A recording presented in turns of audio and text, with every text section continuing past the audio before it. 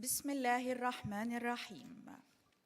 Our honorable chief guest, His Highness Sayyid Taimur bin Asad bin Tariq Al Saeed, Chairman of Central Bank of Oman Board of Governors.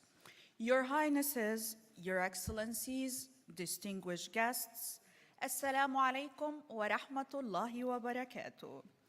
Good morning and a very warm welcome to the third Global High-Level Ministerial Conference on Antimicrobial Resistance, AMR. This conference is organized by the government of the Sultanate of Oman, represented by the Ministry of Health and Ministry of Agriculture, Fisheries and Water Resources, in cooperation with the Gulf Health Council, the quadripartite alliance formed by the United Nations to monitor antibiotic resistance, the World Health Organization, WHO, Food and Agriculture Organization of the United Nations, FAO, the World Organization for Animal Health, OIE, and the United Nations Environment Program, UNEP. My name is Dalia. I am going to be your MC for this event, and it's such a privilege to be here.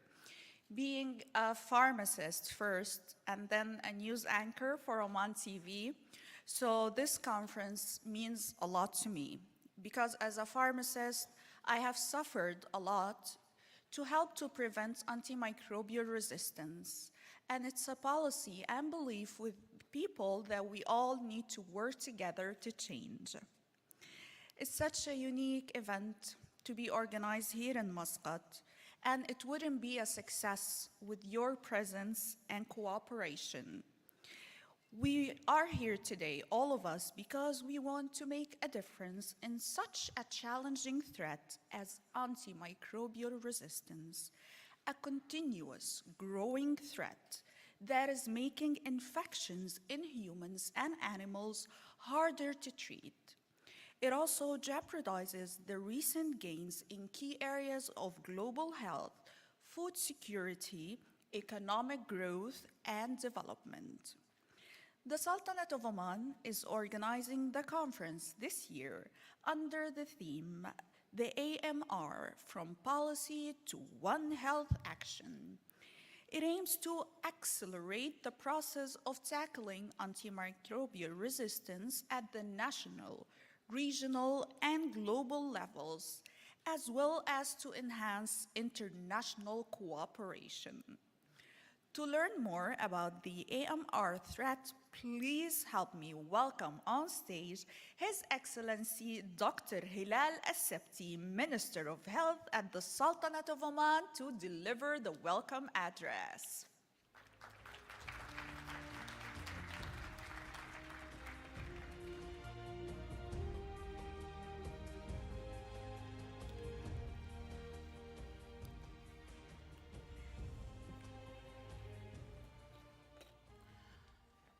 بسم الله الرحمن الرحيم. صاحب السمو السيد تيمور بن أسعد بن طارق آل سعيد الموقر، رئيس مجلس محافظي البنك المركزي العماني، راعي حفلنا، أصحاب السمو والمعالي والسعادة، المديرون العاملون للمنظمات الدولية، أيها الحضور الكريم، السلام عليكم ورحمة الله وبركاته. يسعدني أن أرحب بكم في سلطنة عمان في دور انعقاد المؤتمر الوزاري العالمي الثالث رفيع المستوى حول مقاومة مضادات الميكروبات، والتي يأتي تنظيمه إيماناً من حكومة سلطنة عمان بضرورة التصدي لخطر انتشار الميكروبات المقاومة للمضادات الحيوية. وإعلان منظمة الصحة العالمية إن مقاومة مضادات الميكروبات هي إحدى أكبر 10 مهددات عالمية للصحة العامة تواجه البشرية، مشيرة إلى أن مقاومة مضادات الميكروبات هي تهديد عالمي للصحة والتنمية. وقد أوضحت دراسة علمية حديثة أن مقاومة المضادات تسببت فيما يقدر ب1,250,000 ألف وفاة خلال عام 2019. وتشير التنبؤات العلمية إلى أنه في حال لم يتم اتخاذ أي إجراء بحلول عام 2050 فمن الممكن أن تؤدي مقاومة مضادات الميكروبات إلى وفاة ما يصل إلى 10 ملايين شخص سنوياً، وإلى انخفاض في الناتج المحلي الإجمالي السنوي بنسبة 3.8%، ودفع ما يصل إلى 28 مليون شخص إلى الفقر. لقد فاقمت جائحة كوفيد-19 ظاهرة الميكروبات المقاومة للمضادات الحيوية، وأبرزت أهمية الجاهزية والاستعداد للفاشيات والجوائح التي من ضمنها تفعيل الوقاية ومكافحة العدوى، ورفع الكفاءة التشخيصية للمختبرات، ووضع السياسات وتفعيلها حول الميكروبات المقاومة للمضادات الحيوية. لذا فإن العالم يمر بمرحلة حرجة تستوجب منا جميعاً أفراداً ومؤسسات وحكومات ومنظمات توحيد الجهود من أجل التصدي لخطر انتشار الميكروبات المقاومة للمضادات الحيوية تحت نهج الصحة الواحدة. وقطعت سلطنة عمان في السنوات الماضية شوطاً كبيراً من أجل التصدي لهذه الظاهرة، وإن إقامة هذا المؤتمر هو دليل على الاهتمام الكبير الذي توليه حكومة مولانا حضرة صاحب الجلالة السلطان هيثم بن طارق المعظم حفظه الله للتصدي لهذا الخطر. ومن أهم الإنجازات في هذا المجال إعداد الاستراتيجية الوطنية لمقاومة المضادات الحيوية من أجل توحيد الجهود بين كافة القطاعات العامة والخاصة، ونظام الترصد الوطني، وتعزيز القدرات التشخيصية، ونشر الوعي المجتمعي حول مقاومة المضادات. كما كان لسلطنة عمان دور قيادي في استصدار قرار وضع استراتيجية عالمية للوقاية ومكافحة العدوى من الجمعية العمومية للصحة هذا العام، عام 2022. ويأتي هذا المؤتمر مواصلة لنجاحات المؤتمرين السابقين اللذين عقدا في مملكة نيذرلاندز. ومن أهم الأهداف التي نسعى لتحقيقها خلال يومي انعقاد المؤتمر تعزيز أهمية الالتزام السياسي بتطبيق نهج الصحة الواحدة في التصدي لخطر مقاومة مضادات الميكروبات، تبادل الخبرات والتجارب الناجحة في تنفيذ نهج الصحة الواحدة للتخفيف من خطر مقاومة مضادات الميكروبات، إيجاد فرص للتعاون والشراكة بين البلدان والمنظمات الدولية للمعالجة مقاومة مضادات الميكروبات في سياق أهداف التنمية المستدامة. إن بيان مسقط الوزاري سيكون المخرج الرئيسي لهذا المؤتمر، سيتضمن للمرة الأولى مؤشرات لمتابعة استهلاك المضادات الحيوية في الصحة البشرية والحيوانية والغذاء، من أجل متابعة تنفيذ الخطط العالمية والوطنية ضمن إطار الصحة الواحدة. وقد عقدنا في إطار التحضير لبيان مسقط اجتماعاً تشاورياً مع الدول الأعضاء في كل من منظمة الصحة العالمية ومنظمة الأمم المتحدة للزراعة والغذاء، حضره ممثلون من أكثر من 100 دولة. كما فتح باب إبداء الرأي لجميع الدول لإعطاء ملاحظاتها على الإعلان، ونأمل من زملائنا أصحاب المعالي وزراء ورؤساء وفود الدول المشاركة في هذا المؤتمر المساعدة في تبني هذا البيان. وختاماً، يسرنا أن نتقدم بالشكر الجزيل إلى صاحب السمو السيد تيمور بن أسعد بن طارق آل سعيد الموقر على تكرمه برعاية حفل افتتاح المؤتمر. كما يسرني أن أتقدم بالشكر لزملائنا وزراء الصحة في دول مجلس التعاون الخليجي وإلى مجلس الصحة الخليجي على دعمهم لإقامة هذا المؤتمر في مسقط. والشكر موصول إلى منظمات الاتحاد الرباعي، والتي تضم منظمة الأغذية والزراعة للأمم المتحدة، ومنظمة الصحة العالمية، والمنظمة العالمية لصحة الحيوان، وبرنامج الأمم المتحدة للبيئة على دعمها لإقامة هذا المؤتمر. وإليكم جميعاً على مشاركتكم وحضوركم معنا، وأرجو لكم مؤتمراً ناجحاً وطيب الإقامة في سلطنة عمان، والسلام عليكم ورحمة الله وبركاته.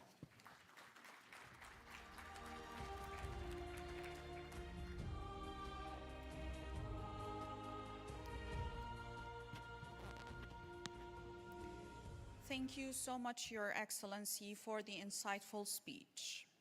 Next, we are pleased to welcome His Excellency Dr. Saoud Al-Habsi, Minister of Agriculture, Fisheries, Wealth, and Water Resources at the Sultanate of Oman, to deliver the opening remarks.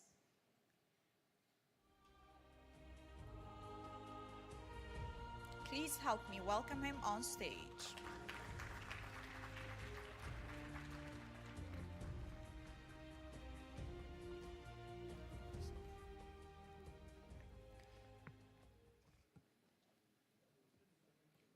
بسم الله الرحمن الرحيم. الحمد لله رب العالمين، والصلاة والسلام على أشرف المرسلين سيدنا محمد وعلى آله وصحبه أجمعين. صاحب السمو السيد تيمور بن أسعد بن طارق آل سعيد الموقر راعي حفلنا هذا، أصحاب السمو، أصحاب المعالي والسعادة، مدير عموم المنظمات الدولية، الحضور الكريم، السلام عليكم ورحمة الله وبركاته. بداية يسعدني التواجد معكم هذا اليوم للمشاركة في المؤتمر الوزاري العالمي الثالث رفيع المستوى حول مقاومة مضادات الميكروبات، والذي خلاله نسعى إلى إيجاد فرص للتعاون والشراكة وتبادل الأمثلة الناجحة في تنفيذ الممارسات الصحية للتخفيف من خطر مقاومة مضادات الميكروبات. إن استضافة سلطنة عمان لهذا الحدث الهام تأتي متسقة مع مساعيها لمشاركة دول العالم في مواجهة التحديات التي تؤثر على أمنها الغذائي والصحي، بما يتوافق مع استراتيجيات التنمية المستدامة 2030. الحضور الكريم، لقد عملت سلطنة عمان على تطوير البرامج الكفيلة بمواجهة هذه الظاهرة المتعددة الأطراف بشكل أكثر فعالية واتساق، وبتكامل الجهود المبذولة في مجالات الزراعة والصحة والبيئة في إطار نهج الصحة الواحدة، وذلك من خلال الخطة الوطنية لمكافحة الميكروبات المقاومة للمضادات الحيوية، وفي سياق أهداف التنمية المستدامة والمجالات ذات العلاقة بمنظومة عمل وزارة الثروة الزراعية والسمكية وموارد المياه. وقد ارتكزت جهود سلطنة عمان على الوقاية من انتشار مقاومة المضادات الحيوية ومكافحتها في محورين أساسيين. أما فيما يتعلق بالمحور الأول، فقد تبنت سلطنة عمان السياسات والتشريعات واللوائح والمواصفات التي تضمن صحة الحيوان وسلامة الغذاء، وتعزيز منظومة المخاطر الغذائية، واتباع برامج التقصي الوبائي، وممارسة النهج الوقائي والتحصين والتوعية لكافة شرائح المجتمع. كما يشمل التأهيل ورفع كفاءة الموارد البشرية والمختبرات والمحاجر والمنشآت الغذائية التي من شأنها أيضاً ضمان سلامة وجودة منتجات الغذاء والأعلاف. وتتعدى هذه الجهود مجال الأمن الحيوي وسلامة الغذاء إلى نطاق جودة الغذاء والأطعمة المغذية، والتي تقوم بدور مهم في إحداث تغيرات سلوكية غذائية تساهم في مكافحة مقاومة مضادات الميكروبات. بينما يتناول المحور الثاني الإجراءات التنفيذية الخاصة بحظر استخدام المضادات الحيوية المحفزة للنمو، وحظر استخدام بعض المضادات الحيوية العلاجية، بالإضافة إلى برامج التوعية المرتبطة بأسباب وآثار هذه الظاهرة على الأمن الغذائي، بما في ذلك زيادة الوعي لاتباع الممارسات الجيدة في جميع مراحل إنتاج وتجهيز الأغذية الحيوانية والنباتية المصدر، والتركيز على سياسات الطب الوقائي والتحصين للوقاية من الأوبئة الحيوانية والأمراض المشتركة، وتوعية المنتجين بتطبيق إجراءات الأمن الحيوي وتحسين نظم الإدارة والإنتاج. الحضور الكريم، مما لا شك فيه بأن البحث العلمي والابتكار ممكن رئيسي في كافة المجالات المتعلقة بمقاومة المضادات الحيوية، لذا فإن سلطنة عمان تولي جل اهتمامها بهذا الجانب، وبما يساهم في الحد من انتشار مقاومة المضادات الحيوية وتطوير أساليب الوقاية والعلاج من الأمراض التي تسببها الميكروبات. ولعل أهم ما يمكن التركيز عليه في هذه المرحلة هو تسريع وتيرة التعامل مع هذا الخطر العالمي وعلى كافة المستويات الوطنية والإقليمية وصولاً للشراكة العالمية. وهذا الأمر يتطلب التزاماً سياسياً لتطبيق المعايير والمبادئ التوجيهية الدولية وتطوير التشريعات الوطنية المناسبة. ونحن في سلطنة عمان نعول على بيان مسقط لتسريع إجراءات الصحة الواحدة حول مقاومة الميكروبات للمضادات الحيوية وبما يساهم في تحقيق أهداف التنمية المستدامة 2030. وفي الختام أود التقدم بخالص الشكر والتقدير لصاحب السمو السيد تيمور بن أسعد بن طارق آل سعيد الموقر على تفضله برعاية حفلنا هذا، والشكر موصول إلى منظمة الأغذية والزراعة للأمم المتحدة ومنظمة الصحة العالمية والمنظمة العالمية لصحة الحيوان وبرنامج الأمم المتحدة للبيئة ومجلس الصحة لدول مجلس التعاون الخليجي على دعمهم استضافة سلطنة عمان المؤتمر الوزاري الثالث رفيع المستوى حول مقاومة الميكروبات للمضادات الحيوية، متمنياً لكم جميعاً طيب الإقامة في بلدكم الثاني سلطنة عمان، سائلين المولى عز وجل أن تكلل جهود الجميع بالنجاح والتوفيق. والسلام عليكم ورحمة الله وبركاته.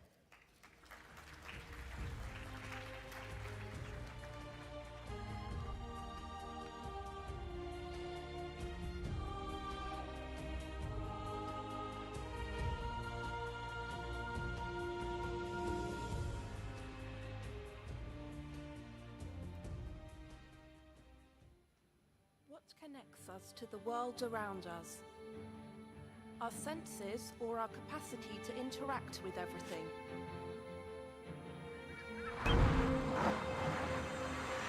تسبب مقاومة المضادات الحيوية والتي تحدث in the coming weeks وبزيادة مخاطر وفاتهم. We realize that all of our interactions are two-sided, and one of them could result in a real disaster. Bacteria, viruses, fungi and parasites are becoming harder to control and are spreading globally. This prompted the Sultanate of Oman to pay close attention to antimicrobial resistance and take action. The Ministries of Health and of Agriculture, Fisheries and Water Resources signed the National Strategic Antimicrobial Resistance Framework in May 2016, with the establishment of the National AMR Committee and the development of the action plan to monitor its implementation. The committee coordinated efforts between authorities and appointed the Central Public Health Laboratory as the National Reference Laboratory for AMR. The Food Safety and Quality Centre was established as the government entity to enact food safety laws and policies, working to support an effective control system to protect and safeguard society. It's essential to rationalise antibiotic consumption, knowing the gravity of this global crisis and striving to set legal parameters through the Oman Antimicrobial Surveillance System, OMAS. Building on lessons learned from the COVID-19 pandemic, the Sultanate of Oman took the lead in drafting a resolution for a global strategy for infection prevention and control. The resolution was adopted during the WHO's 75th World Health Assembly meeting. This was done to cultivate a culture of prevention and infection control across society. Today's conference comes as an opportunity to stimulate interactive dialogue on the significance of the One Health approach, expedite the response to antimicrobial resistance at the national, regional and global levels, and strengthen international cooperation to address this global issue under the theme antimicrobial resistance pandemic from policy to One Health action. Welcome to Oman.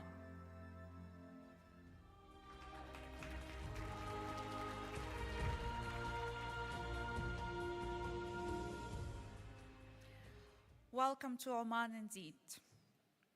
This conference, as we all know, is a continuation to build on the two previous high-level ministerial conferences held in the Netherlands in 2014 and 2019, which opened an interactive dialogue on One Health for AMR. To learn more about the history and the outcomes of this conference, we are pleased to invite on stage His Excellency Ernest Kuipers, Minister of Health, Welfare and Sports at the Netherlands, followed by a short video of the highlights of the last two previous conferences. Please help me welcome His Excellency.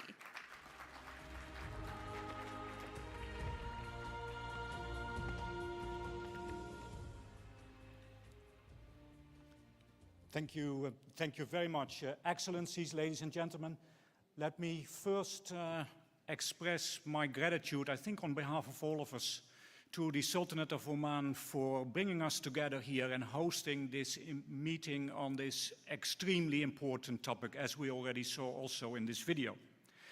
The rise of antimicrobial resistance remains one of the biggest, complex and growing public health threats of our time. Misuse and overuse of antimicrobials are the main drivers in the development of drug-resistant pathogens. AMR threatens the effective prevention and treatment of an ever-increasing range of infections. It affects the health of millions of people. It affects our livestock. It affects our food, our water, and our economies. And therefore, AMR directly threatens the achievement of the Sustainable Development Goals.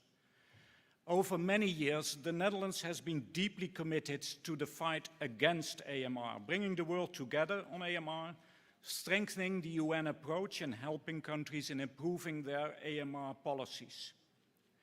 AMR is also one of the focus areas of our new Dutch Global Health Strategy.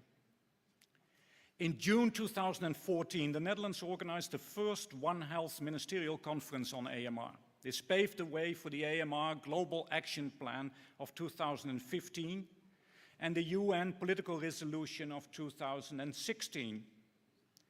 In 2019, we organized a second ministerial AMR conference in close collaboration with the tripartite. Facilitating twinning relations between countries was an important objective of the meeting. The Netherlands itself has established a successful cooperation with Curaçao, and the first concrete results of this are already visible. Another important topic was the launch of the Multi-Partner Trust Fund on AMR to support countries to design and implement national action plans. This trust fund has been recognized by the United Nations Secretary General as the mechanism to financially secure national action plans and tripartite work plans. Since this conference in 2019, a lot has been done, but this is not enough. Especially after the pandemic, we have to ensure that AMR remains on top of the international health agenda. And this may seem very difficult in times like this. Antimicrobial resistance is a huge problem, and strong action is needed. Actions from the One Health perspective, mobilizing healthcare, agriculture, and the environment sectors. Inclusive actions, mobilizing not only governments, but also others like the private sector, NGOs, and the general public. We have to counter AMR through international cooperation. We simply don't have the means to tackle it alone at a national level. Together, we can make sure that the fight against AMR remains high on the international health agenda. Together, we can help the countries that are lagging behind to improve their policies on AMR, and we can turn ambition into action. Pandemics like the recent coronavirus pandemic emphasize the need for cooperation, and quick responses in health security worldwide. This is similarly crucial for AMR and the fight against AMR. The COVID-19 pandemic has demonstrated that the world cannot afford another crisis due to lack of preparedness on AMR. Preparation is key. In this regard, we would also like to draw attention to the current WHO negotiations on international pandemic instrument, of which the Netherlands is co-chair together with South Africa. The Netherlands will do its utmost to bring the negotiations to a successful conclusion, working towards a more sustainable and healthy world that is better prepared for the future. Ladies and gentlemen, we have to prevent the scenario where we meet in 10 years from now and have to admit to each other that we have failed. Admitting to each other that in spite of all our plans and good intentions, in spite of all our resolutions, we kept on squandering precious time and resources, that we failed to invest in infection prevention, in prudent antimicrobial use, and to ban the use of antimicrobials for growth promotion in animals, that we failed to develop new antibiotics or alternatives. So my message to all of us here together is, let's be ambitious, going beyond the widely accepted and internationally agreed ambitions. Let's be innovative. Let's work together to make this third ministerial conference a success, and let's show strong leadership to the rest of the world. Thank you very much.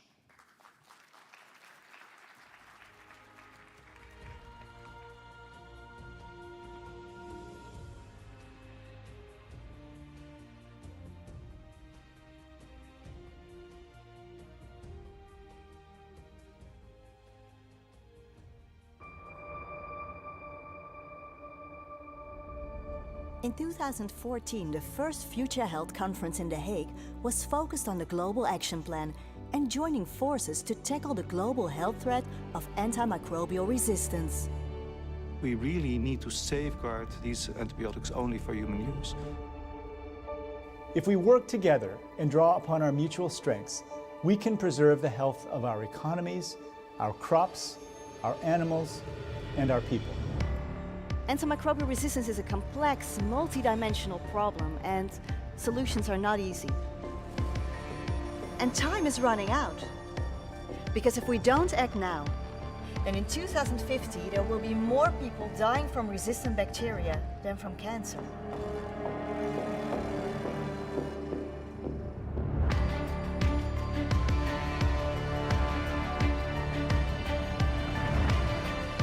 With our current policies, usage and globalized way of life, the bugs are winning the battle.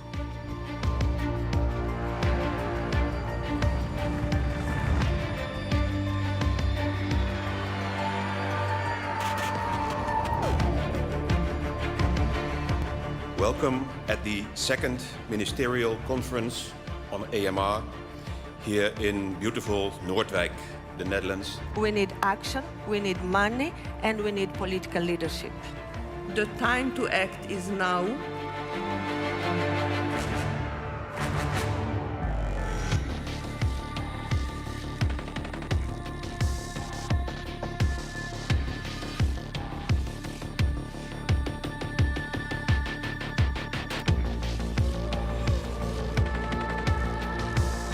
Antibiotic resistance is a silent pandemic.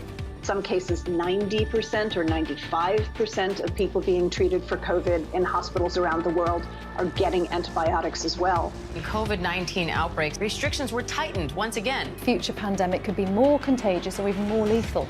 We have rang the alarm bell loud and clear. It's possible that what we're doing to help cure people who have COVID-19 may be making this second pandemic worse. These guidelines are crucial to advance on the global implementation of surveillance of antimicrobial use and resistance in the veterinary and agricultural sector.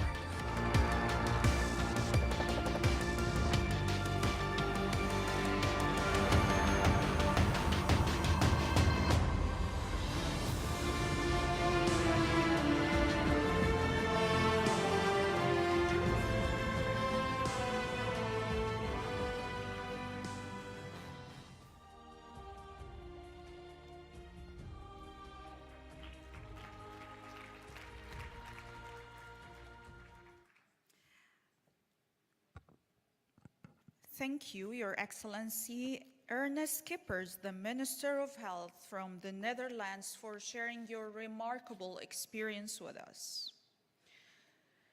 Recognizing that antimicrobial resistance, AMR, is a global animal and public health threat driven by the inappropriate use of antimicrobials in humans, animals, and plant health, food production, and environmental contamination, quadripartite constituting organizations have more insight to share about the AMR and their progress in tackling this threat, which the Directors General are going to share with us kindly.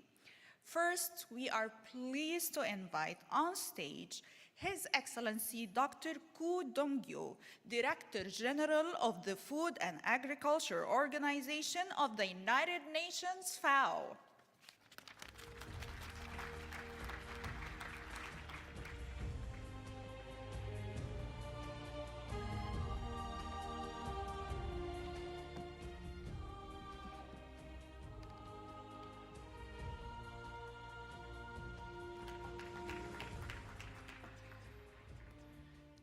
Excellencies, ladies and gentlemen, Assalamu alaikum. I would like to start thanking the government of Oman for organizing the strategic discussion on AMR, which conclude World Antimicrobial Awareness Week. AMR is one of the top 10 global public health challenges, causing approximately 1.3 million deaths every year. The impact of AMR, however, goes far beyond human health, threatening animal health and welfare, the environment, food security and food safety, economic growth, and social well-being.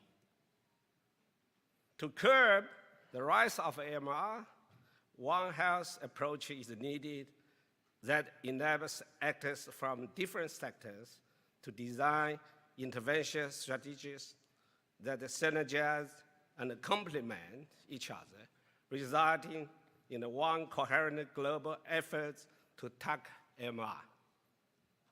Furthermore, 70% of antimicrobials sold globally are used in the production animals. In the One Health context, this disproportionate figure makes the agro-food sector critical in response to AMR. FAO continue to support members in their effort to build the solidarity national pathways for transforming agro-food systems to achieve sustainable development goals, especially SDG 1, no poverty, SDG 2, zero hunger, and SDG 10, reducing inequalities. FAO strategy framework for next decade and for betters is overarching design for the future. Better production, better nutrition, a better environment, and a better life, guiding us, leaving no one behind. Contained therein is FAO is One Health program priority areas. We designed 20 PPAs to address global health threats in agro-food system transformation, including AMR. Dear colleagues, in August 2021, the Global Leaders Group on AMR, as well as the recent session of a subcommittee on livestock of FAO Committee on Agriculture, called for the reducing need for antimicrobial in agro-food systems. In line with this, FAO will shortly launch the Global 10 Years Initiative to reduce the need for antimicrobial on farmers and provide comprehensive support to members at the farmer and the country levels. I think farmer is not only action tank, and it's a part of a solution. Yeah, we need the digital solution.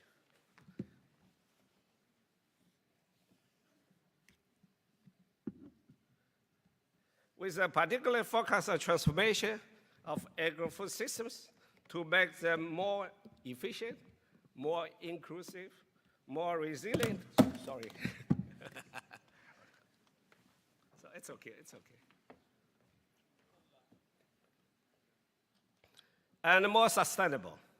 The initiative will allow all the members to continue to achieve this common goal for reducing the need for antimicrobial, both those already reducing the need, as well as those with more limited resources or capacity to do so, to ensure that no one is left behind in this endeavor. Partnership are key to achieve our objectives. And if it continues to actively seek the collaboration with all the stakeholders and the partners, following our successful contribution to setting up the AMR Multi-Partner Trust Fund in 2019, in collaboration with the quadripartite organizations and the relevant sister agencies, and which has already supported by the 12 countries and projects. We have also played an active role in establishing the recently launched AMR Multiple Stakeholder Partnership Platform. All of these initiatives showcase how political commitment and strategic can translate into tangible action. But there is still work and more to do, and to do better. We need to keep up the momentum and expand the political commitment on our way to the 2024 UN General Assembly high-level meetings on AMR. Today's ministerial meeting is a landmark in our collective journey, and the Muscat Manifesto is an opportunity to translate our ambition into the concrete, achievable AMR reduction targets. FAO is fully committed to achieve these goals, to continue work with all of you in an efficient, effective, and coherent manner. Action, action, do our best. Thank you. Thank you very much.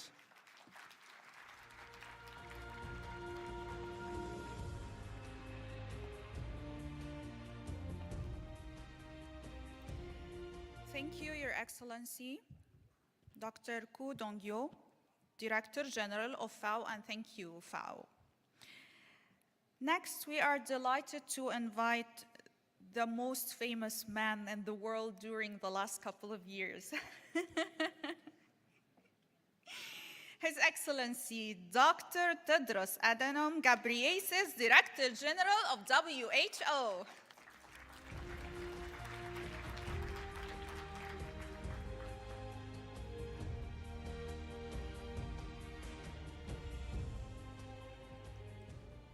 Thank you, moderator. I think I should thank you for saying my name properly, all the three, although they're very difficult, especially the last one. Shukran. Your Highness Saeed Taimur bin Asad bin Tariq Al Saeed, Your Excellency Deputy Prime Minister Chris Ferne, our hosts, Excellencies Minister Al Sabti and Minister Al Habsi. Thank you also to Excellency Minister Coopers for the excellent presentation, and to my colleagues, all colleagues of the quadripartite partnership, Excellencies, Ministers, dear colleagues and friends. Assalamu alaikum wa rahmatullahi wa barakatuh. I thank Your Excellencies, the Ministers of Health and Agriculture of the Sultanate of Oman, for bringing us together to discuss the pressing challenge of antimicrobial resistance. AMR is one of the most urgent and complex challenges of our time. And yet, Perhaps because it's not as dramatic as a pandemic, a war, or a humanitarian emergency, it doesn't attract the same attention from governments, from donors, or the media. The scale of the problem and its consequences cannot be ignored. AMR is estimated to lead to 5 million deaths every year. It threatens health, food security, and economic development, as previous speakers have already said it. Just as AMR impacts multiple sectors, so too must be the response multi-sectoral. That's why it's so important that the participants in this conference are drawn from across the health, agriculture, and environment sectors, and include both the public and private sectors. Earlier this year, the 4 organizations that make up the quadripartite published a strategic framework for collaborating across sectors to advance a One Health approach to AMR. Despite the magnitude of this global threat, we still face significant challenges in establishing sustainable funding for the essential and effective interventions outlined in the strategic framework. It's my firm hope that this meeting will pave the way towards bold and concrete political commitments at the 2024 UN General Assembly high-level meeting on AMR. I reiterate WHO's commitment to supporting national One Health response to AMR, which need to be underpinned by policy, technical frameworks, and sufficient institutional capacity and resources. Thank you all once again to our hosts, Oman, and to all of you for your commitment to addressing this urgent challenge. WHO remains committed to working with all of you to protect the medicines that protect us. I thank you. Shukran jazilan.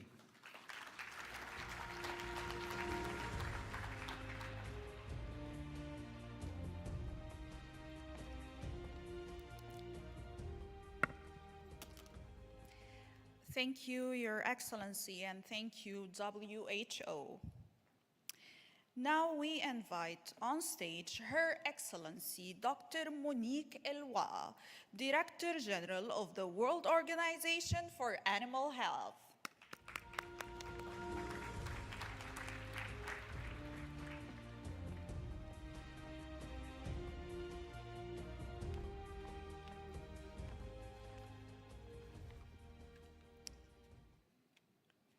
Your Highness, Syed Timur bin Hassan bin Tariq Al Said, Chairman of the Board of Governors at the Central Bank of Oman, Honorable Minister of Agriculture, Fisheries, Wealth and Water Resources, Your Excellency, Dr. Saud Al-Absi, and Honorable Minister of Health, Your Excellency, Dr. Helal Absabti. Ladies and gentlemen, Excellencies, good morning. I'm very honored to be here with you today.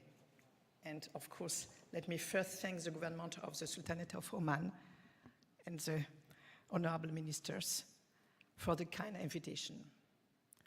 The organization of these events highlights the importance of antimicrobial resistance in our world, still today, and today maybe more than ever.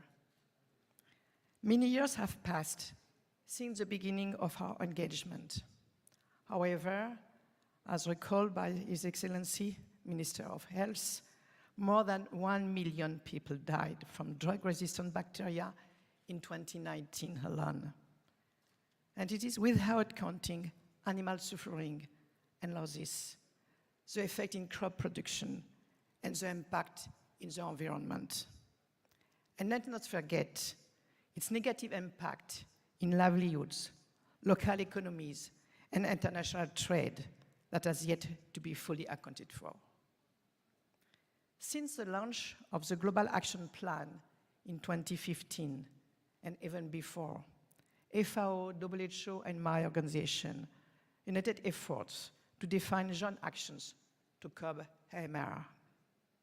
Today, together with UNEP and the recently released One Health quadripartite joint plan of action, AMR remains one of the priority action tracks to prevent, to prepare to, and respond to.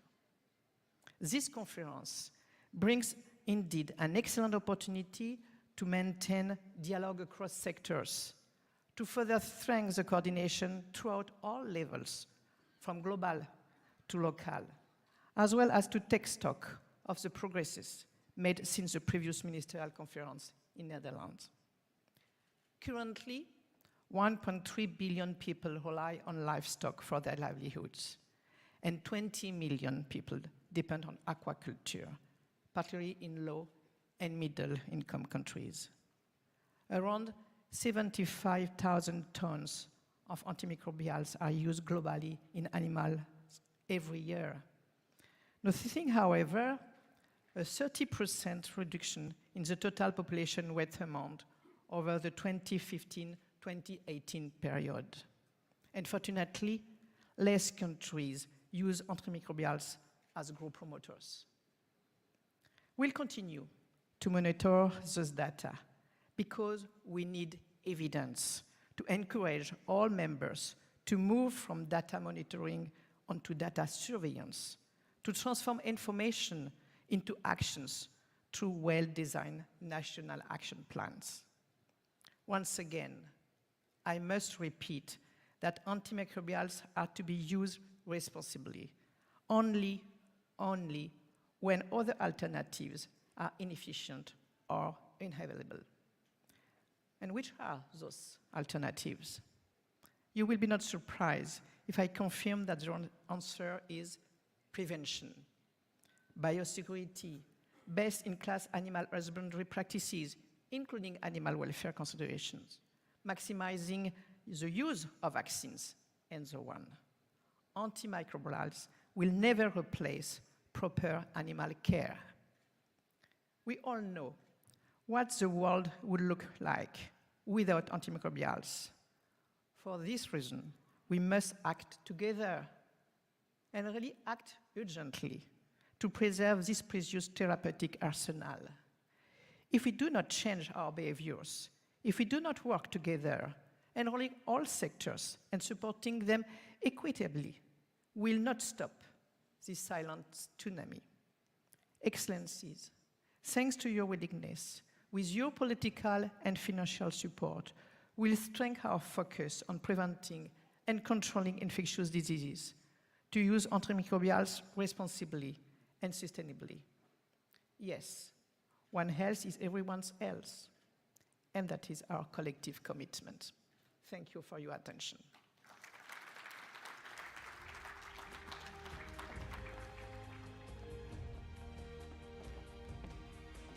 Thank you, Your Excellency, Dr. Monique Elwa, and thank you to WOHA. Now we have Her Excellency Inger Andersen, the Under-Secretary and Executive Director of the United Nations Environment Program, who will share with us her insights in this video.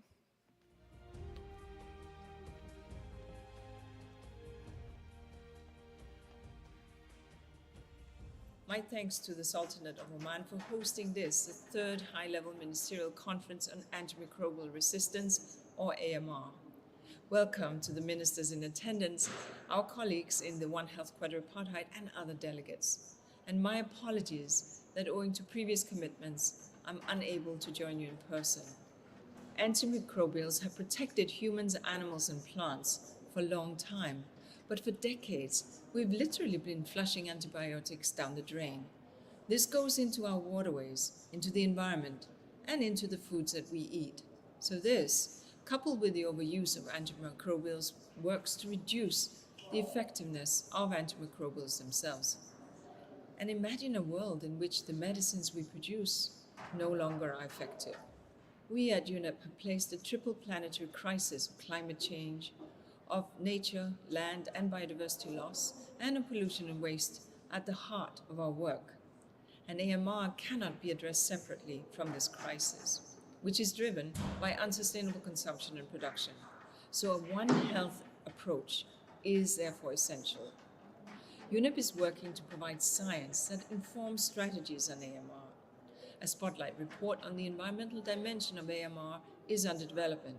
In this report, key pollution sources will be identified, including intensive agri-food systems, pharmaceuticals, healthcare facilities, municipal waste and wastewater infrastructure. Addressing the environmental dimension of AMR is essential. There's a strong political momentum with initiatives such as the AMR Global Leaders Group. At this conference, further political commitment to a One Health response to AMR must emerge, and I believe that it will. This is a complex global problem that requires coordinated multisectoral and multinational approaches, and a radical improved governance is therefore needed. We need to see regulatory changes, including international standards, which should be translated into national regulations with enforcement. We need to see engagement with industry actors who should take voluntary action ahead of any regulatory requirements that will come. Self-reporting by countries indicates that a third of national action plans on AMR do not include the environment. These plans, of course, must be adjusted to boost actions to prevent and reduce the environmental pollution from AMR.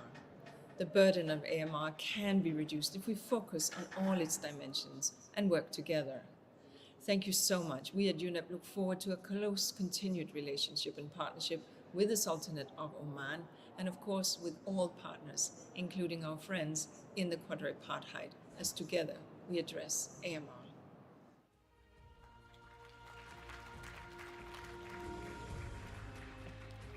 Thank you, Your Excellency, and a very good thanks to the UNEP.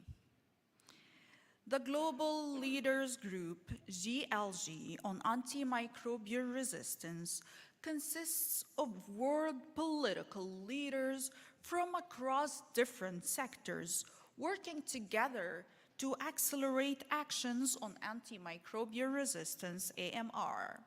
More about the GLG group in the upcoming speech by His Excellency Dr. Chris Fern, Deputy Prime Minister of Malta and Vice Chair of the Global Leaders Group on AMR.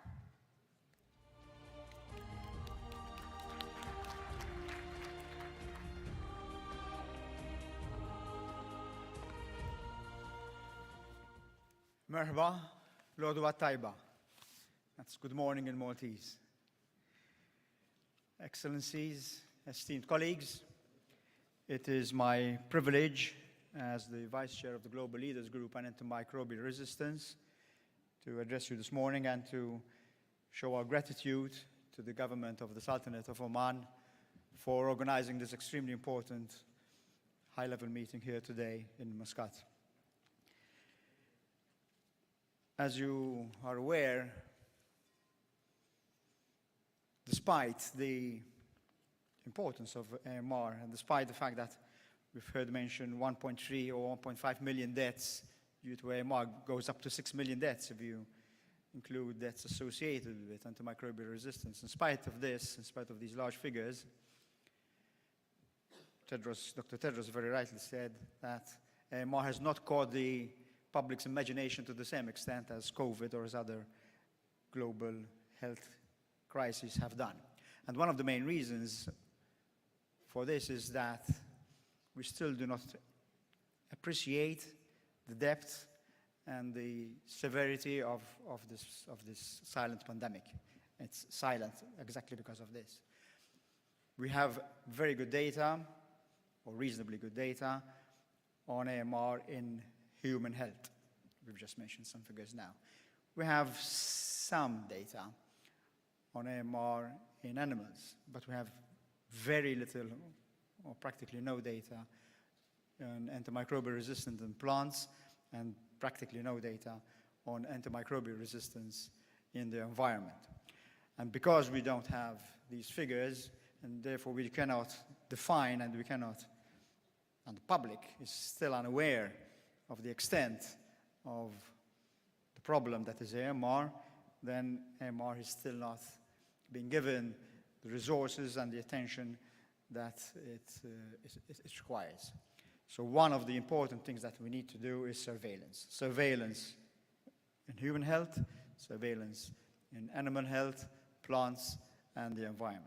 And I'm extremely grateful today, speaking for the Global Leaders Group, that this meeting, this extremely important meeting here today, is bringing together not just players from the health sector, but from the environment, from agriculture, fisheries, and private, public, and NGO stakeholders. This is extremely important. The only way we can hope to start tackling AMR is by working together in a One Health approach. So thank you very much for organizing this meeting in this format. The reasons and the aspects of AMR are varied and various, and therefore the solutions that we need to look at need to be varied and various as well. We need to go small and we need to go large. We need to go small because the only way we can hope to start to mitigate the problem of AMR is on the individual level, on the ground. And therefore, the national action plans for AMR remain and are extremely important tools to start addressing this problem. We need to go down to every hospital, to every clinic, to every farm. And we need to have leadership in every hospital, in every clinic, in every farm. If there is one message I can convey to you, is that it's extremely important to have national action plans, but it's even more important that we implement these action plans. And for implementation, we need champions. And we need champions on the ground. We need to go small, we need to go down to the individual level. And if we do this, people in this room, I am sure, are national champions for AMR already. But the message is we need to find people who have ownership of the national action plans in individual clinics, on individual farms. But then we also need to go big. We need to go large. This meeting today is an extremely important example of this. And this is leading up to the 2024 United Nations General Assembly high-level meeting on AMR. This is an extremely important event that we cannot afford to not get the most out of. We will not have another event like this, we will not have another opportunity like this for a number of years.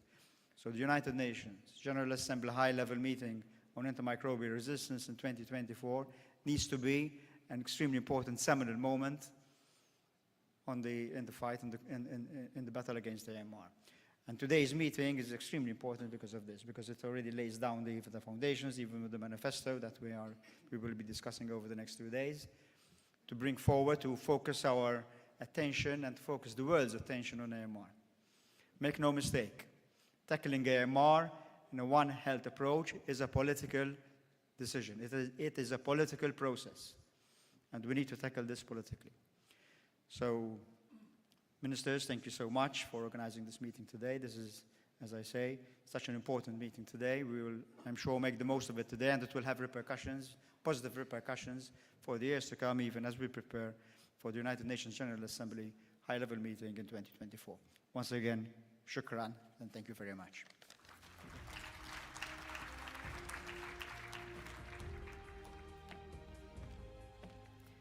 Thank you, Your Excellency, and thank you, GLG.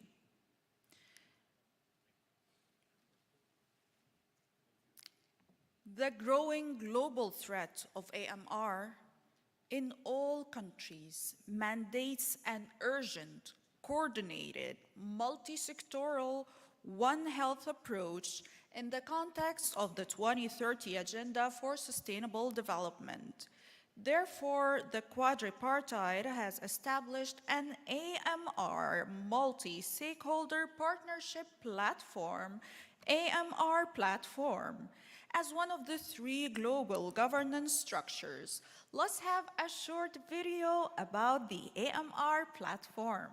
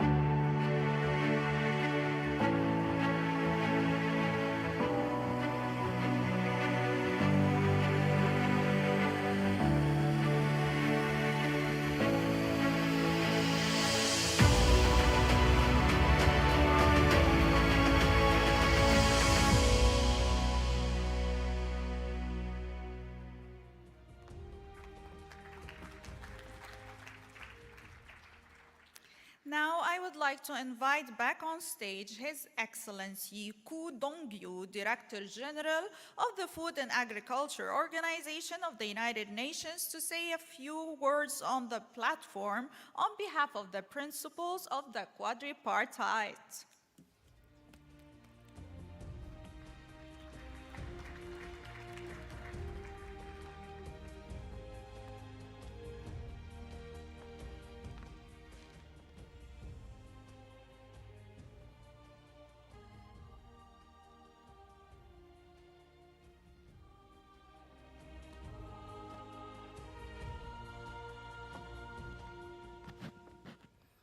Excellencies, ladies and gentlemen, dear colleagues, over recent decades, the world has seen an increased global health issues with global impact in humans, plants, animals, and the economy. COVID-19 pandemic alone have caused more than 6 million deaths. I think authority data should come from WHO.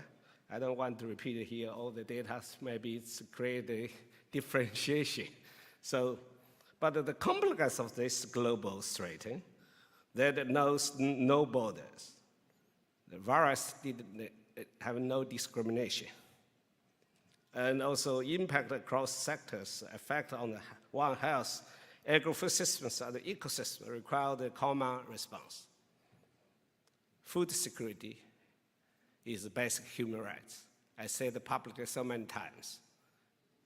And health security, it makes a human being different from animals. Yeah? And animal between the three issues together, holistically. That's why we're willing to close cooperation with WHO, UNEP, and also OIE.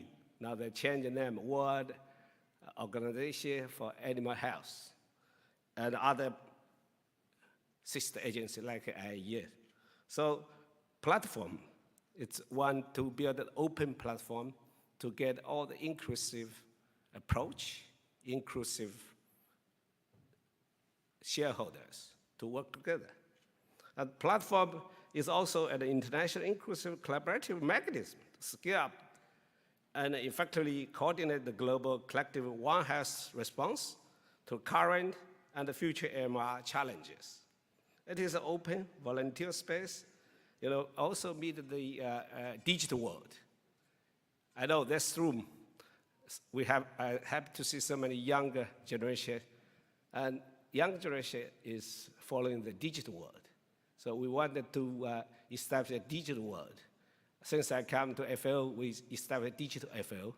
It's one of the cheapest, effective, efficient way to build inclusiveness and transparency. So for any big events, actions, solutions, we need the open and efficient way to handle. That's why the digital platform is so important. And all actors can align, build the consensus, join the driving the actions to address the AMR. The change of business model is more important than the concrete investment, because money is essential. When we talk about food security, we always talk about the vitamin A and B. I said vitamin M, vitamin money. But more important to change the business model, to follow the international waves of evolution. Evolution will be select all of us. Government as a key actors to address this global health challenge should take the lead and support those with less capacity. So it's essential that through the platform can increase our focus on the infection and disease prevention, which has demonstrated to be an effective path to reduce the need for antimicrobial. There is no one-size-fits-all solutions. Tailored approach to MR, or we say the localized solution in different places, different countries is very essential. Like here, Oman, they have also a priority or national pathways. We can learn from them through this important conference, not only from the health, food safety sectors, also from animals, livestock, and also aquaculture. Because my fellow Minister of Agriculture and Fishery, he is an expert on that. So we can learn from them, also their best practice, and share with other members, other regions. But we cannot do alone.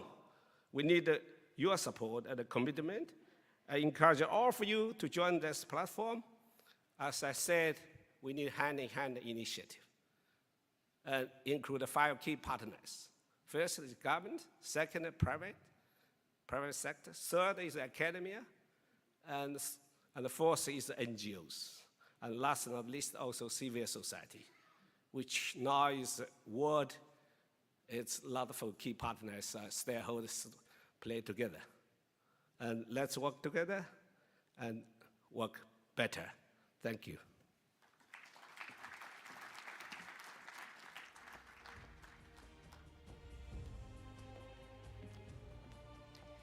Thank you, Your Excellency.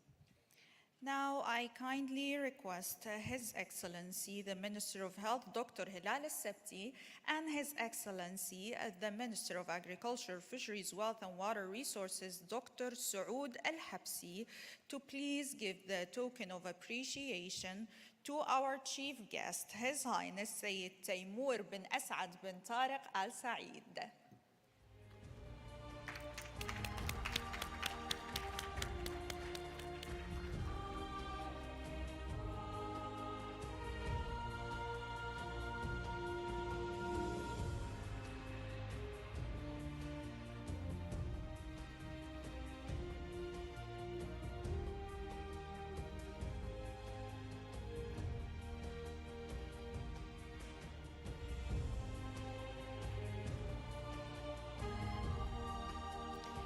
Thank you so much, Your Highness, for gracing us with your presence today. We are really grateful. Now I request the head of delegations to please come on stage for the group photo with His Highness, the Honorable Chief Guest.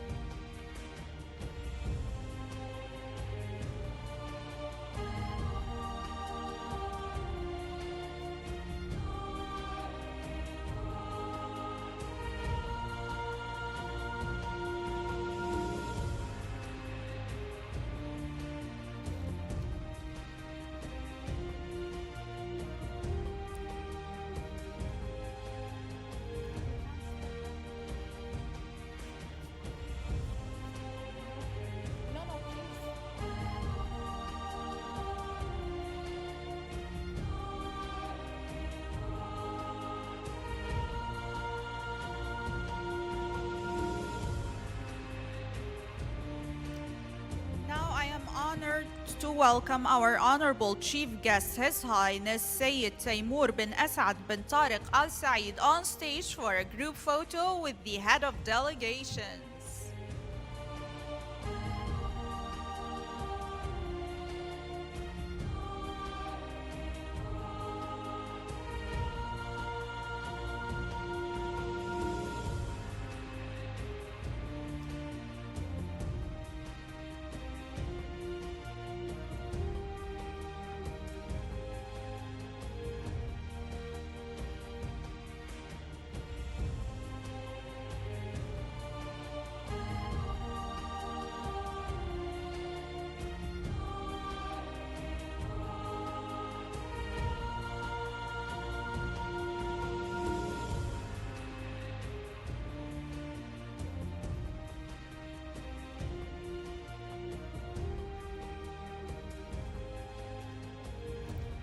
Thank you so much, our Honorable Chief Guest, Your Highness Sayyid Taimur bin Asad bin Tariq Al Said.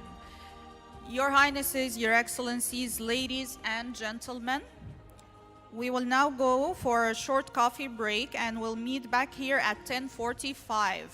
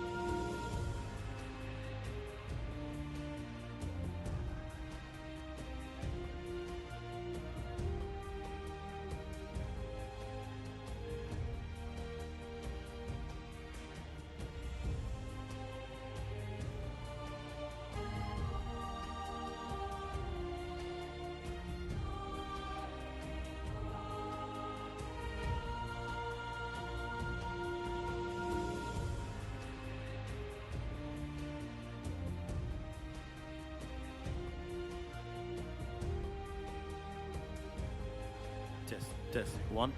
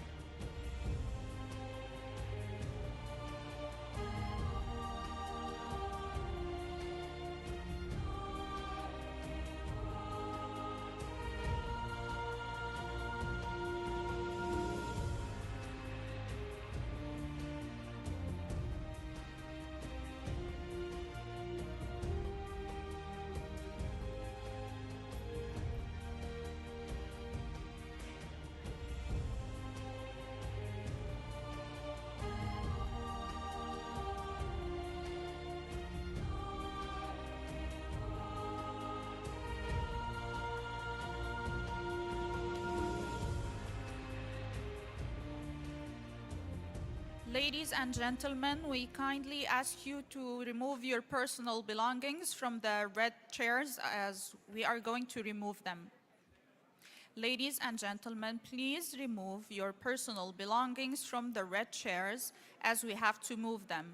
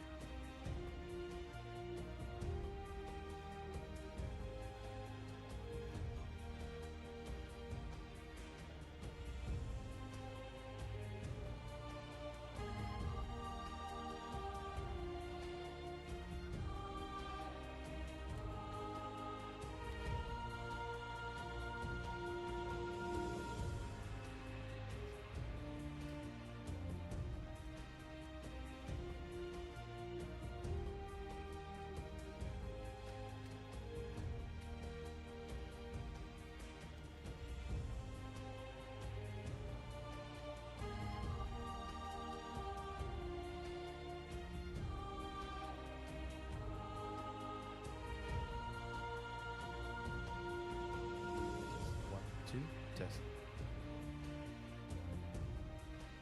Testing 1, 2, 1.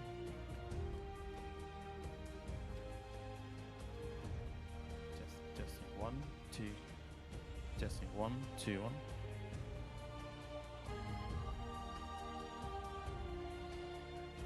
Testing 1.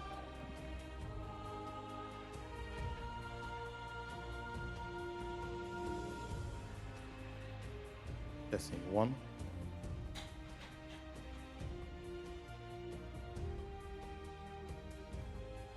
Testing 1.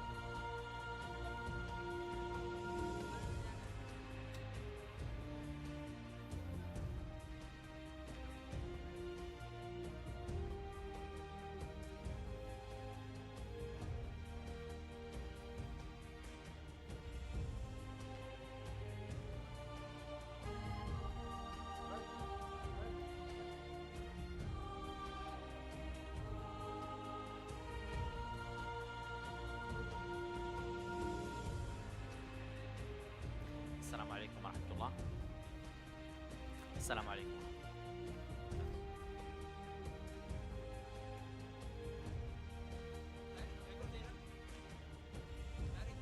السلام عليكم ورحمة الله.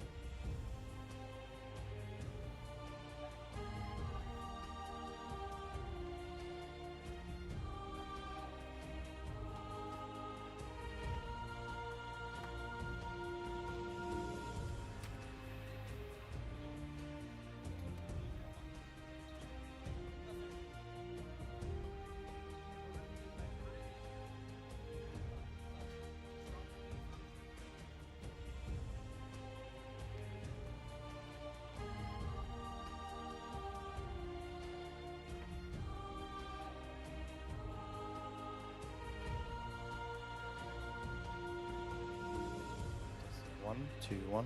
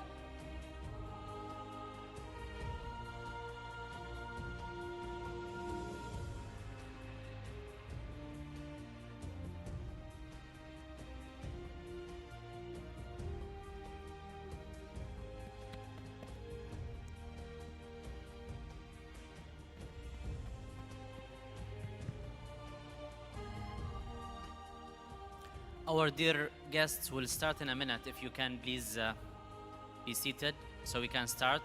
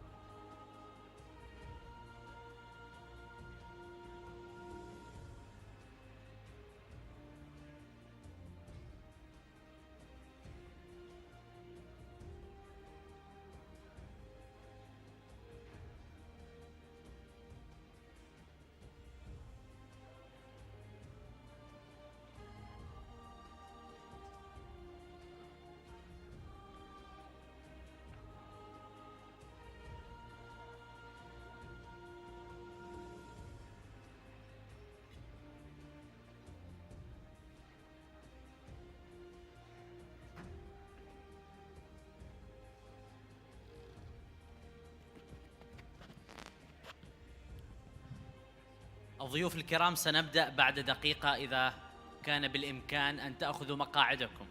We'll start in a minute, so can you please be seated so we can start? We are about to start the session. If you can, please take your seats.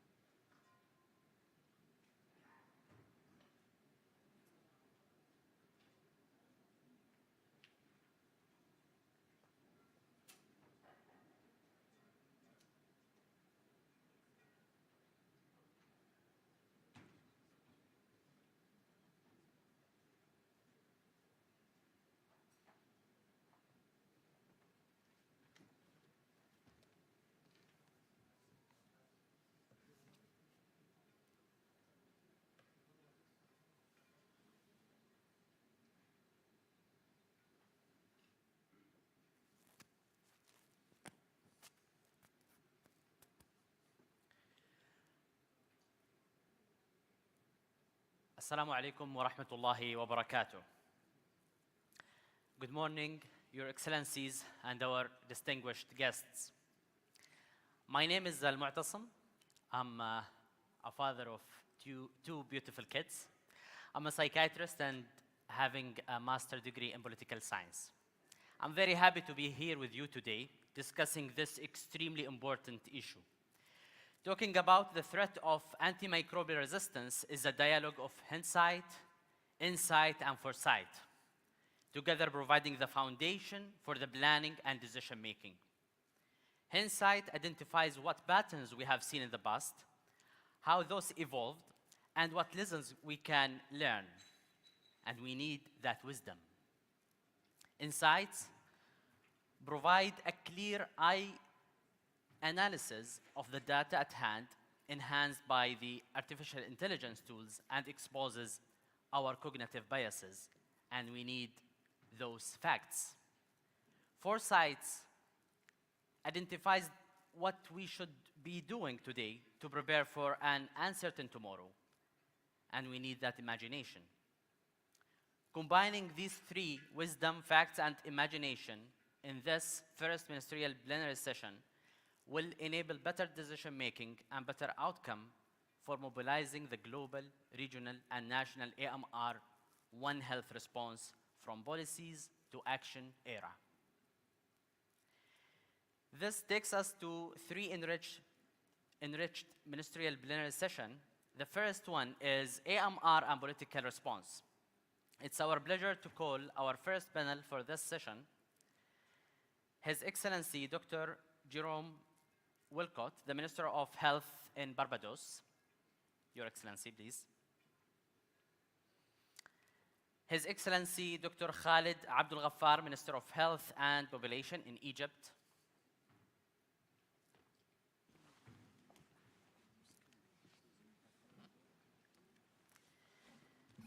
Her Excellency Bharti Pravin Pawar, Minister of State for the Health and Family Welfare in India.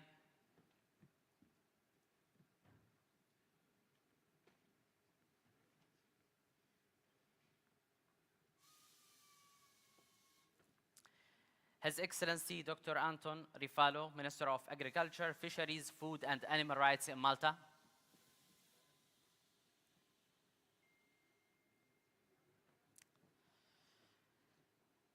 His Excellency Dr. Usagi Ihaniri, Minister of Health in Nigeria.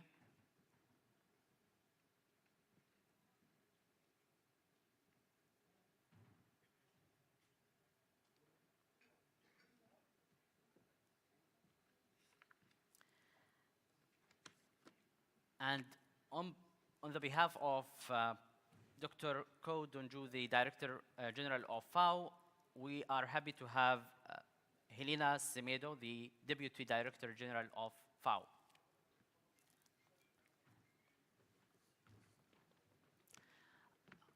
Your Excellency.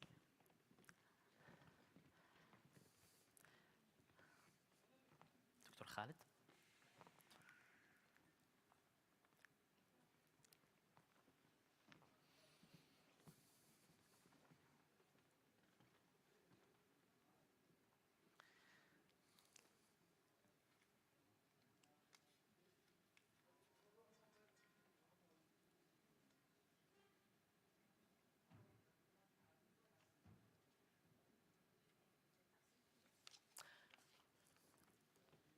The last chair. Yeah.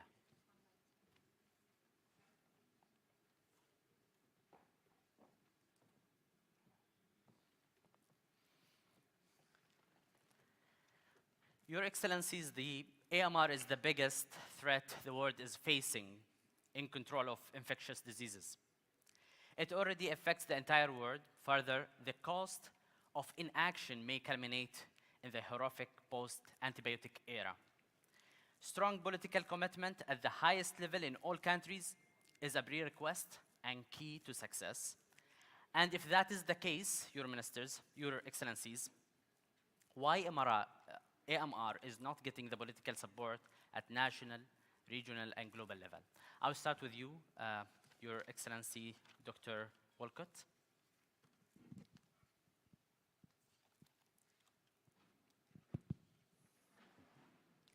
Thank you. Assalamu alaikum, Excellencies, distinguished colleagues. At the outset, I would want to, on behalf of my government, express our sincere gratitude to the government of the Sultanate of Oman for their kind hospitality and in graciously hosting this very important meeting on AMR. So in response to your question, it speaks of response, lack of political will and response at the national, the regional, and the global level. I don't know if you want me to speak on all three at this point in time, or perhaps we're going to do it in various segments. As you like, okay. Your I'll go. Excellency. Yeah, Okay. we have like 2 to 3 minutes.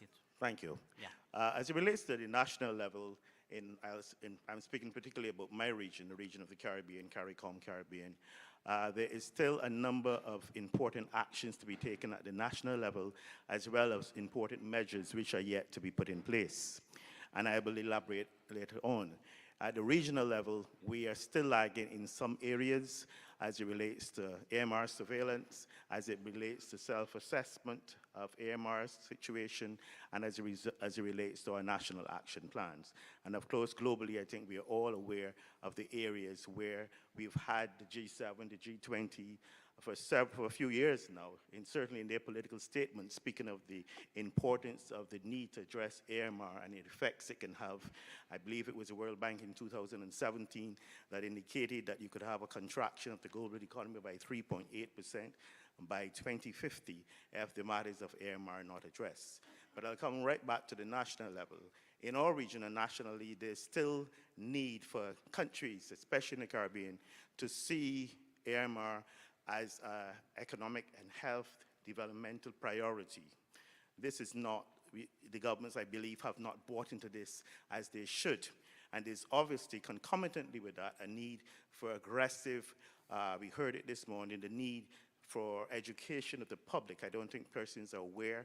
A lot of people have heard of AMR, can relate it to antimicrobial resistance in humans, and they've heard about superbugs, but they are not aware of how it affects animals, how it affects food through plants, and etc., how it relates to the environment. And this has to be addressed.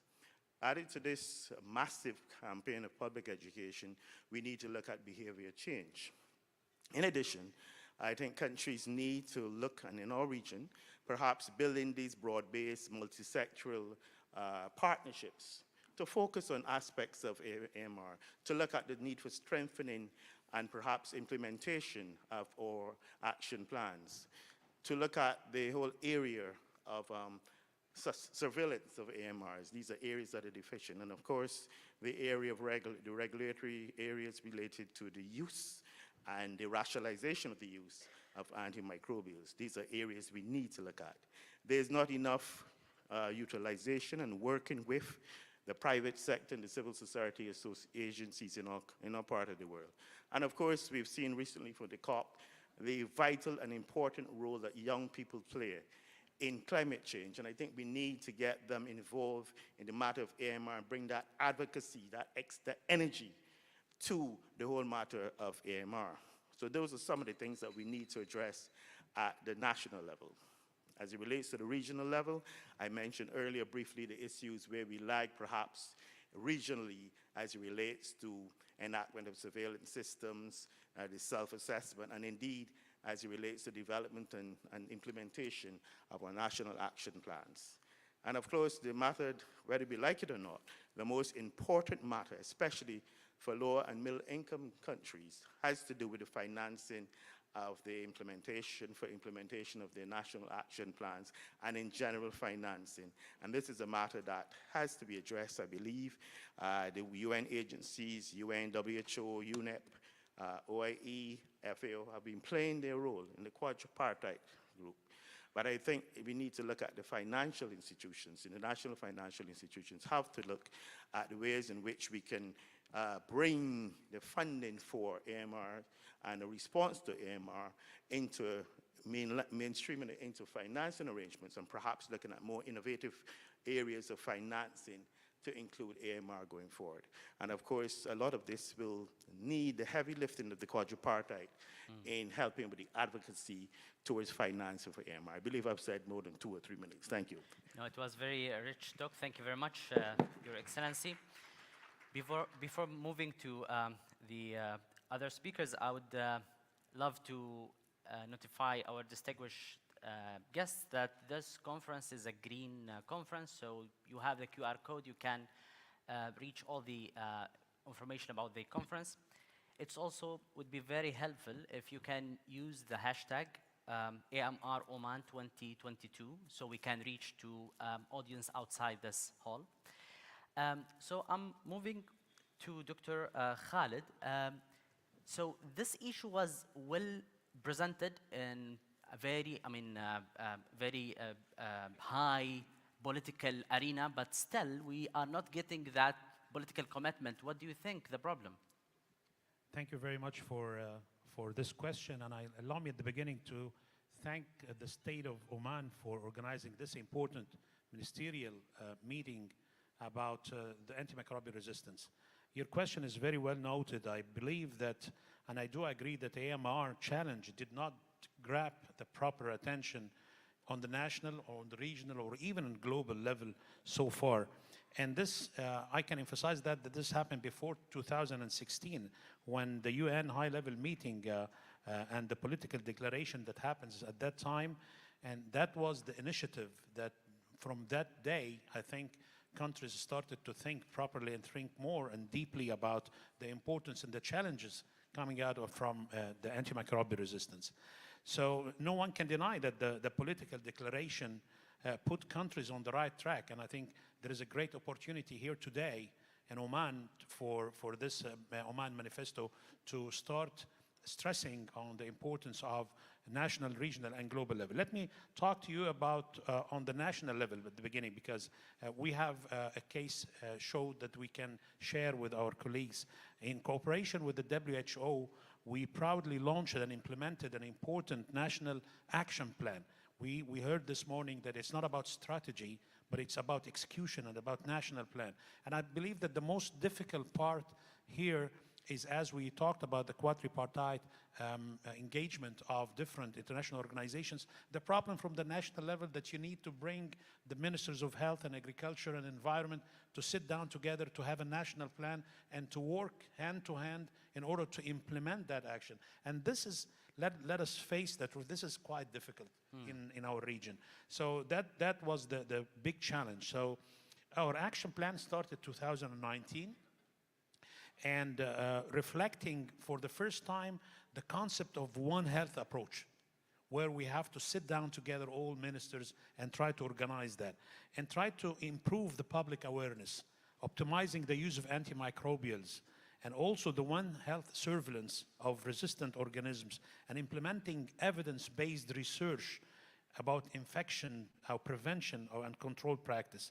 We successfully reached 54% out of 60% so far of the recommended percent of total antibiotic consumption being access to group. So in Egypt, we had to take further steps in the One Health approach and try to organize Ministry of Health, as I said, and Agriculture and Environment and the Egyptian Drug Authority, and working hand to hand with the WHO, with the FAO, with the UIE, and also this strategy we are going to launch the action plan very soon in March 2023. So I believe that we need to empower, if you talk about the national and the global commitment, we need to empower national health system and increase access to quality health services without leaving anyone behind. And we need also to commit more resources, because resources and finance is also very important in that respect, into research key areas with the objective to build the evidence-based intervention. Also, we need to increase the awareness about the antimicrobial resistance. In Egypt in particular, and I think in many countries, there is no much public awareness on the level of the regular population about they try to use, even lately when we talk about some viruses, people are starting taking antibiotic without any rationale for doing that. So we do have that, and we need to increase the awareness for not just the healthcare workers, but also farmers and the public, and trying to change the behavioral pattern of the antibiotic or the irrational use of antimicrobial use. So I think the opportunities is there. It's a great day here today, and tomorrow we can come up with something that meets the expectations of our population. Thank you very much. Thank you very much, Your Excellency. It's, I mean, very common example, the classical dialogue between the patient and his doctor, where the patient stressing on the doctor to give him more antibiotic. Maybe he will not be satisfied unless getting that antibiotic, and that is part of the culture you are talking about. And you mentioned also one of the challenges that bringing people to one table. So I'm directing this question also to His Excellency Dr. Anton Rifalo. Do you think this approach, the new approach, One Health, will overcome that problem, or you think still there are some challenges to get that political commitment? Honestly, Mr. Speaker, I don't think so. First of all, I must say that this is my first time here in Oman, in your beautiful country. I am very much impressed. And I want also to thank the organizers of this well-organized conference. As regards AMRs, I must state that Malta, as you well know, is a member of the European Union. And on the national level, we think that AMRs are a global challenge. And we must indeed act collectively in order to arrive to a global solution. Because the way I see it is that countries are gradually becoming more concerned about AMRs, and that they are losing, in actual fact, their effect on bacteria and infection is growing. So I will go first to the national level, what we are doing in Malta. In Malta, we have embarked on an ambitious plan an 8-year plan. It's a strategic and an action plan by virtue of which we are implementing my ministry, and also thanks to the Minister of Health, you know him, he has just made an address to your conference, a very well learned man. We are embarking on this action plan by virtue of which, first of all, we are taking good measures, I think. First of all, I will mention only a few, so not to prolong. We are stating that we are making, first of all, an animal scheme by virtue of which we will know what's going on in every farm. Secondly, also, by a law which we have passed in Parliament in, if I am not mistaken, in November 2021, we are also imposing that electronic veterinary receipts are to be issued. So that is very, very important. We are also amending our laws to make them more consonant with today's exigencies. But at the same time, they give us, our laws, more scope for enforcement. And also, in addition to that, as regards our community, Maltese community, we have made also bins where people can throw their unused or not used AMRs in them. So in Malta, we have an action plan which we are implementing. But on a regional and also, I must say, on a European and even international level, I think we are lagging behind. You all know what the world is passing through nowadays. We have a big problem, it has been mentioned here, about climate change. All the time, conference after conference, we are trying to seek solutions, but apparently, if I'm not mistaken, no solution has been found, so it's a big problem, climate change to the world. There is also the war going on between Ukraine and the Russian Federation. We in Europe are trying hard to make those European corridors by virtue of which grain will come down to the Mediterranean. And also COVID has made a devastating effect on the entire world and on our population. So evidently, the problem on a European level, I honestly believe, is that it's not a one-size-fits-all. I mean, this is the problem of the European Union. I myself, every month, go to Europe, to the European Union, to the Council of Ministers, and we discuss important issues as regards agricultural fisheries. And the notion of one-size-fits-all, it's not acceptable, especially for small states as Malta. Why I am stating this? I'm stating this because I think that, first of all, AMRs are to be tackled on a micro level, on a national level. Each state must identify the problems which it has and try to find solutions on a national level. Then we go macro level, on a higher level, by virtue of which there must be, I think, a political commitment of all states, even the European Union, so that we must take drastic measures to combat this big problem, which all the time is raising its head. And I think that from a European and regional level, we are lagging behind.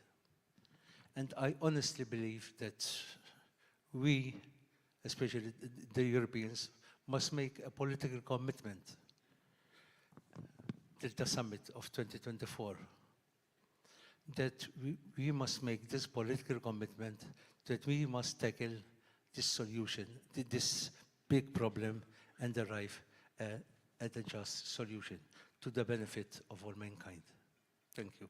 Thank you very much, Your Excellency, to share this experience. And it's very clear that that belief should come first from the national level, and then it can, be generalized. And it's interesting that even in a well-organized organization like UE, still we are lacking that political will for AMR. And I'm directing this question also to Her Excellency Bawar. If you can give us your explanation why we are not there.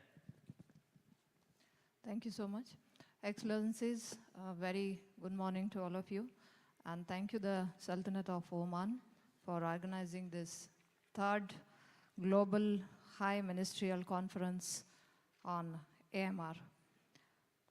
Health sector as such has multiple challenges, be it the challenge associated with maternal and child health, non-communicable disease, and other issues such as climate change and health. The ongoing pandemic, however, has highlighted the importance of need to focus on One Health and sense of urgency towards AMR. It is heartening to note that AMR has already been prioritized by UN General Assembly, WHO, and member states. AMR is a silent and invisible pandemic that cannot be overshadowed by other competing public health priorities. India, as such, has brought AMR as an important national health agenda. And a number of initiatives are being taken on awareness and capacity building, the laboratory strengthening, surveillance, infection prevention, and control, antimicrobial stewardship, and research on newer drugs, diagnostic, and innovations. These initiatives are supported by the political will at highest level.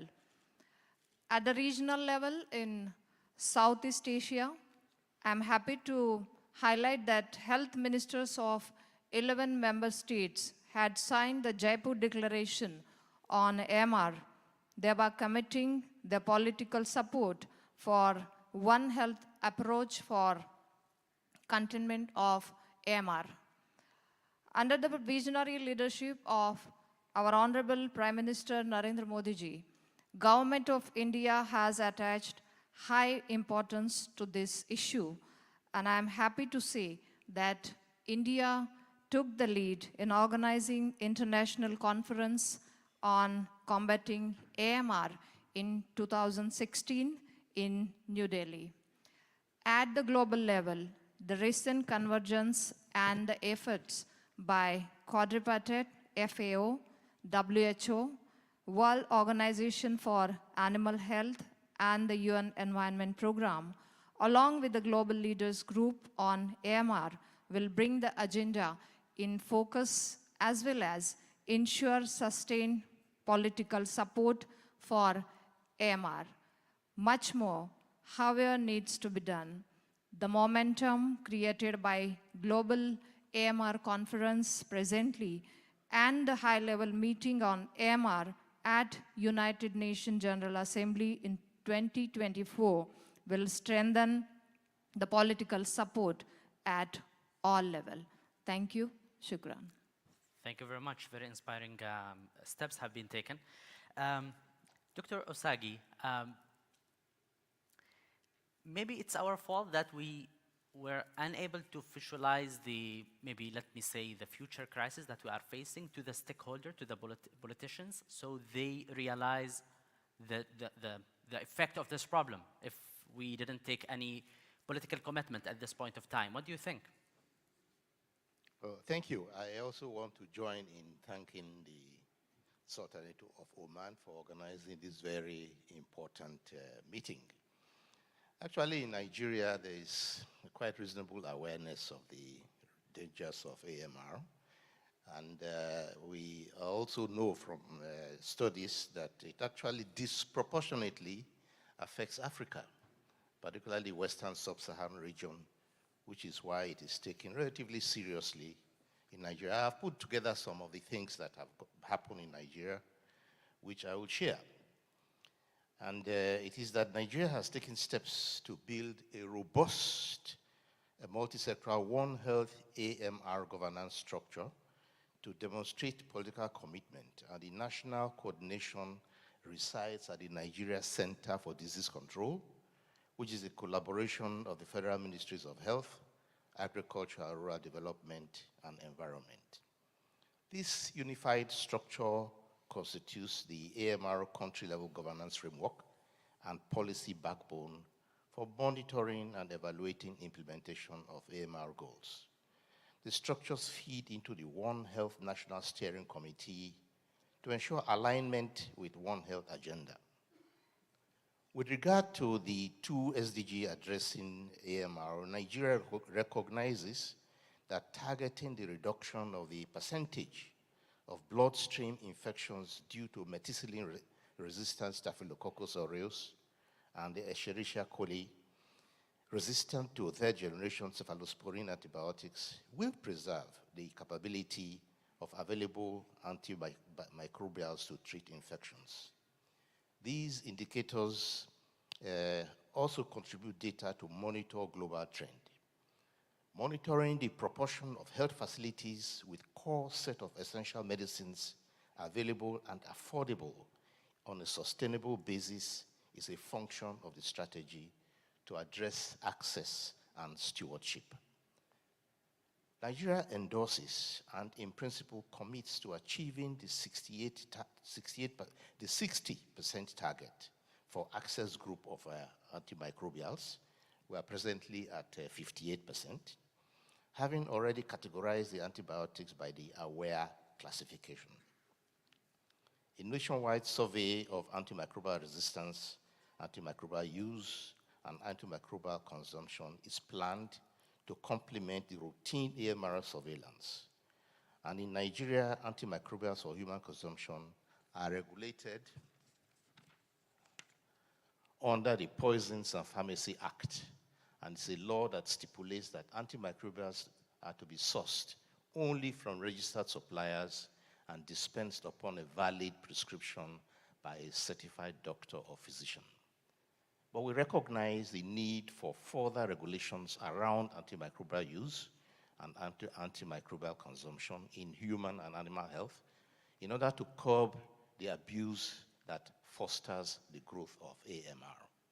Nigeria already reports data to the Global Antimicrobial Use Surveillance System, GLASS, and the newly developed National One Health AMR Information Surveillance System, AMRIS.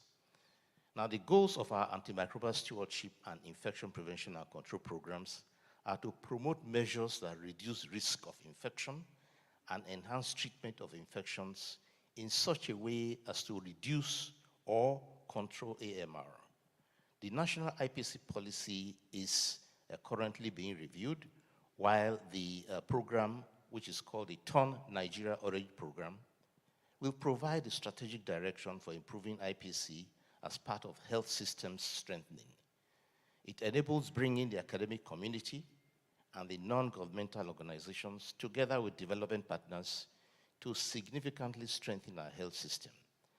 The staff of more than 35 hospitals have been trained in antimicrobial stewardship programs, while community antimicrobial surveillance programs have been piloted already in 6 states. A national biosecurity policy and action plan has been launched, and it will strengthen IPC in human health and biosecurity in animal health and reduce AMU in animal and environmental sectors. We are currently developing the second National Action Plan on antimicrobial resistance, which we call the NAP2, which will include actions targeted at SDG MR indicators. Nigeria recognizes that investment in SDG indicators will enhance capacity to implement national AMR action plans effectively and to have positive impact on health security action plans. So far, that's how we have gone in Nigeria. Thank you very much. Thank you, Your Excellency. Dr. Helena, I believe in FAO you had the chance to discuss this issue with leaders all over the globe So how would you evaluate the political commitment to AMR? Thank you for this question. I'm here seated on behalf of the Director General of FAO, Mr. Chu Dongyu. He has to leave because he had previous commitments, but he will be joining us later. Let me also extend my thanks to the Sultanate of Oman for bringing us together and organizing this event. Let me start by saying I had the opportunity to follow how we have been discussing AMR since the first ministerial meeting in the Netherlands, the discussion in the General Assembly in 2016, and the meeting today. I must say that it has been a huge evolution. We have gained momentum. And this thanks to the ministers and thanks to some friends here around the table who has been persistently pursuing the importance of AMR. And what I can say, the previous meetings, AMR was seen as an issue for Minister of Health. The food system or the agriculture sectors, the environment were not part. We had the last meeting organized by the Netherlands, we had 1 or 2 vice ministers of agriculture. Look what you have here around the table. How many ministers of agriculture are here, showing that AMR has been gaining importance in its complexity, that going beyond health, but bringing the agriculture sectors and also ecosystem together.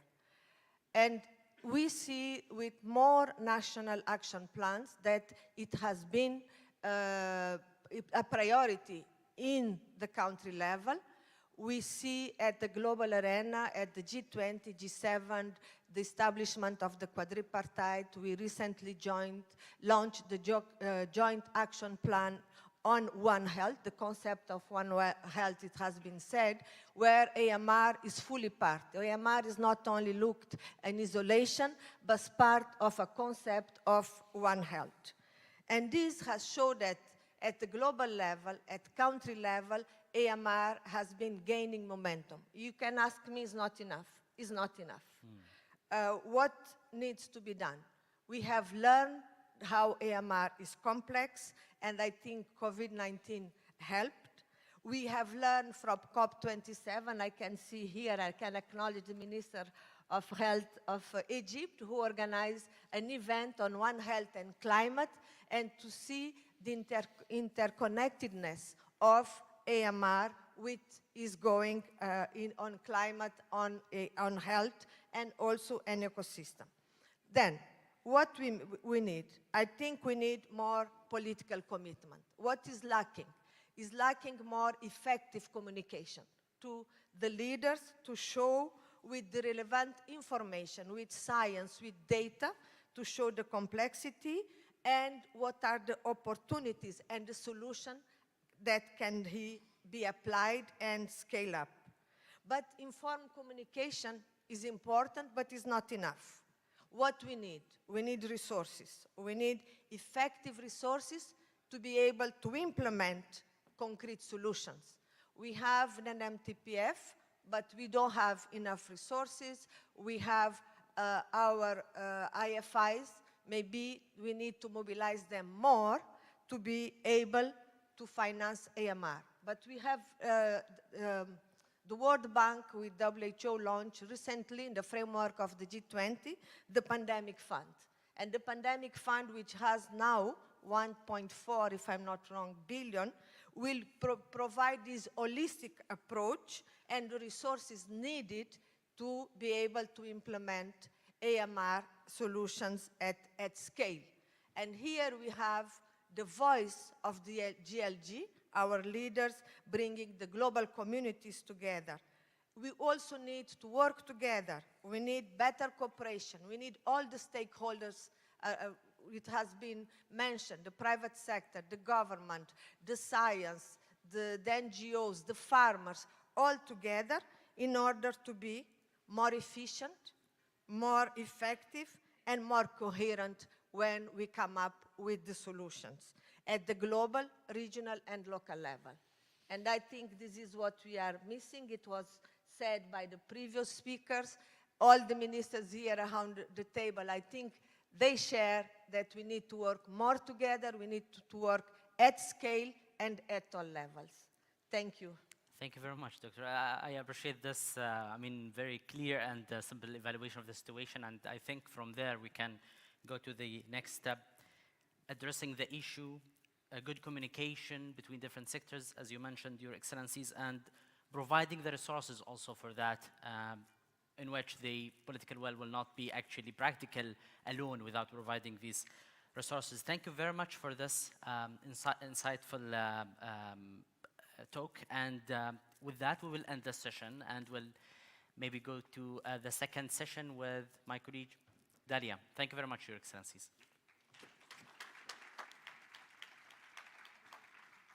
Thank you.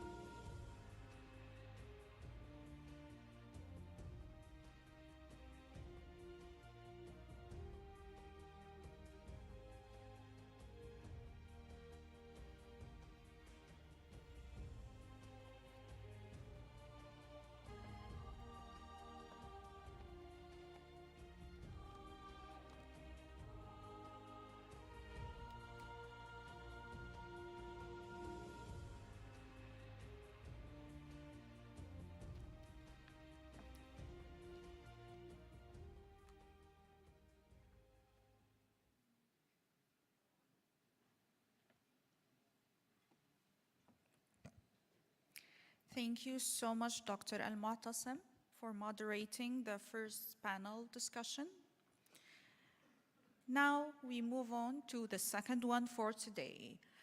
Antimicrobial resistance, AMR, increases mortality and the costs of our healthcare and damages trades and economies and threatens the health security, all of which are calling for an urgent response to what are the challenges hindering this response.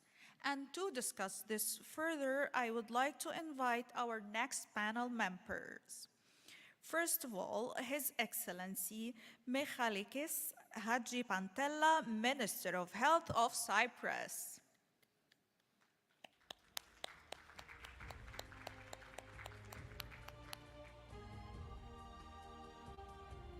Next, His Excellency Engineer Abbas Jaber Al-Ilyawi, Minister of Agriculture of Iraq.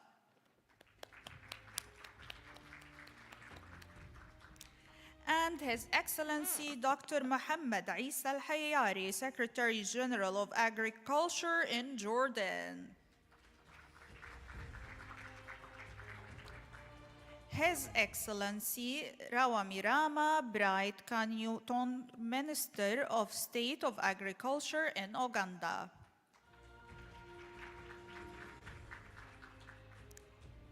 Her Excellency Sarah Boating, Principal Deputy Assistant Secretary, Department of Health and Human Services from the USA. Her Excellency Dr. Monique Elwa, Director General of the World Organization of Animal Health.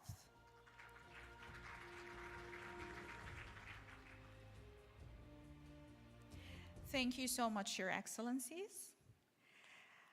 Now we would like to discuss what are the biggest two challenges hindering the progress in the AMR response, in your opinion. We'll start first with Your Excellency, please. Good morning. Excellencies, dear colleagues and friends, it is a great honor to be addressing the third Global High-Level Ministerial Conference on Antimicrobial Resistance under the theme of paving the way for bold and high-specific political commitments at the 2024 United Nations General Assembly High-Level Meeting on AMR. Cyprus does understand that antimicrobial resistance is a major public health problem that is threatening recent gains in human and animal health welfare, the environment, food safety, and economic growth and development. As far as the two key challenges that, based on our opinion, that we need to address, the first challenge, I think, is reporting, and the second challenge has to do with the pharmaceutical industry and the way they look at this problem. I will start discussing with the second. Unfortunately, this is a new pandemic that we need to address it as soon as possible, and we need to deal with it collectively, together as a whole. All the countries together, we need to agree and find ways to address this problem. The reason of the pharmaceuticals industry that is a challenge is the fact that it is not to the benefit of the pharmaceutical industry to find ways to reduce antibiotics. This is something that we are all aware of this. So it's a key challenge how we need to address it and convince the pharmaceutical sector that sometimes is driving the health sector, how to be able to reduce the antibiotics given as well to human beings and to the agriculture sector. In respect to the second key challenge, the reporting, I think most countries all over the world, we don't have a common reporting of this of AMR. So I think it's a key challenge for all of us to agree a way forward of this of a unique type of reporting. So we are aware all over the world of what's going on in a specific time, and by knowing what's going on all over the world, it will be easier to address the problem and be able to find solutions. Thank you very much. Thank you so much, Your Excellency. You're absolutely right about this. The pharmaceutical sector is a big part of the problem because in some countries it's also, a huge benefit and profit for pharmacies to sell antibiotics without prescription. And this is why we have to take strict measures everywhere that no antibiotics shall be dispensed without a prescription. I think we should be strict on cases where like this, and sometimes we have to make the public being aware of this problem and as well of the doctors. I believe the public is not aware of this, and sometimes antibiotics are asked by the patients. So I think it should be a global awareness to the public that antibiotics, they don't always help, but we should only take antibiotics only when it's necessary.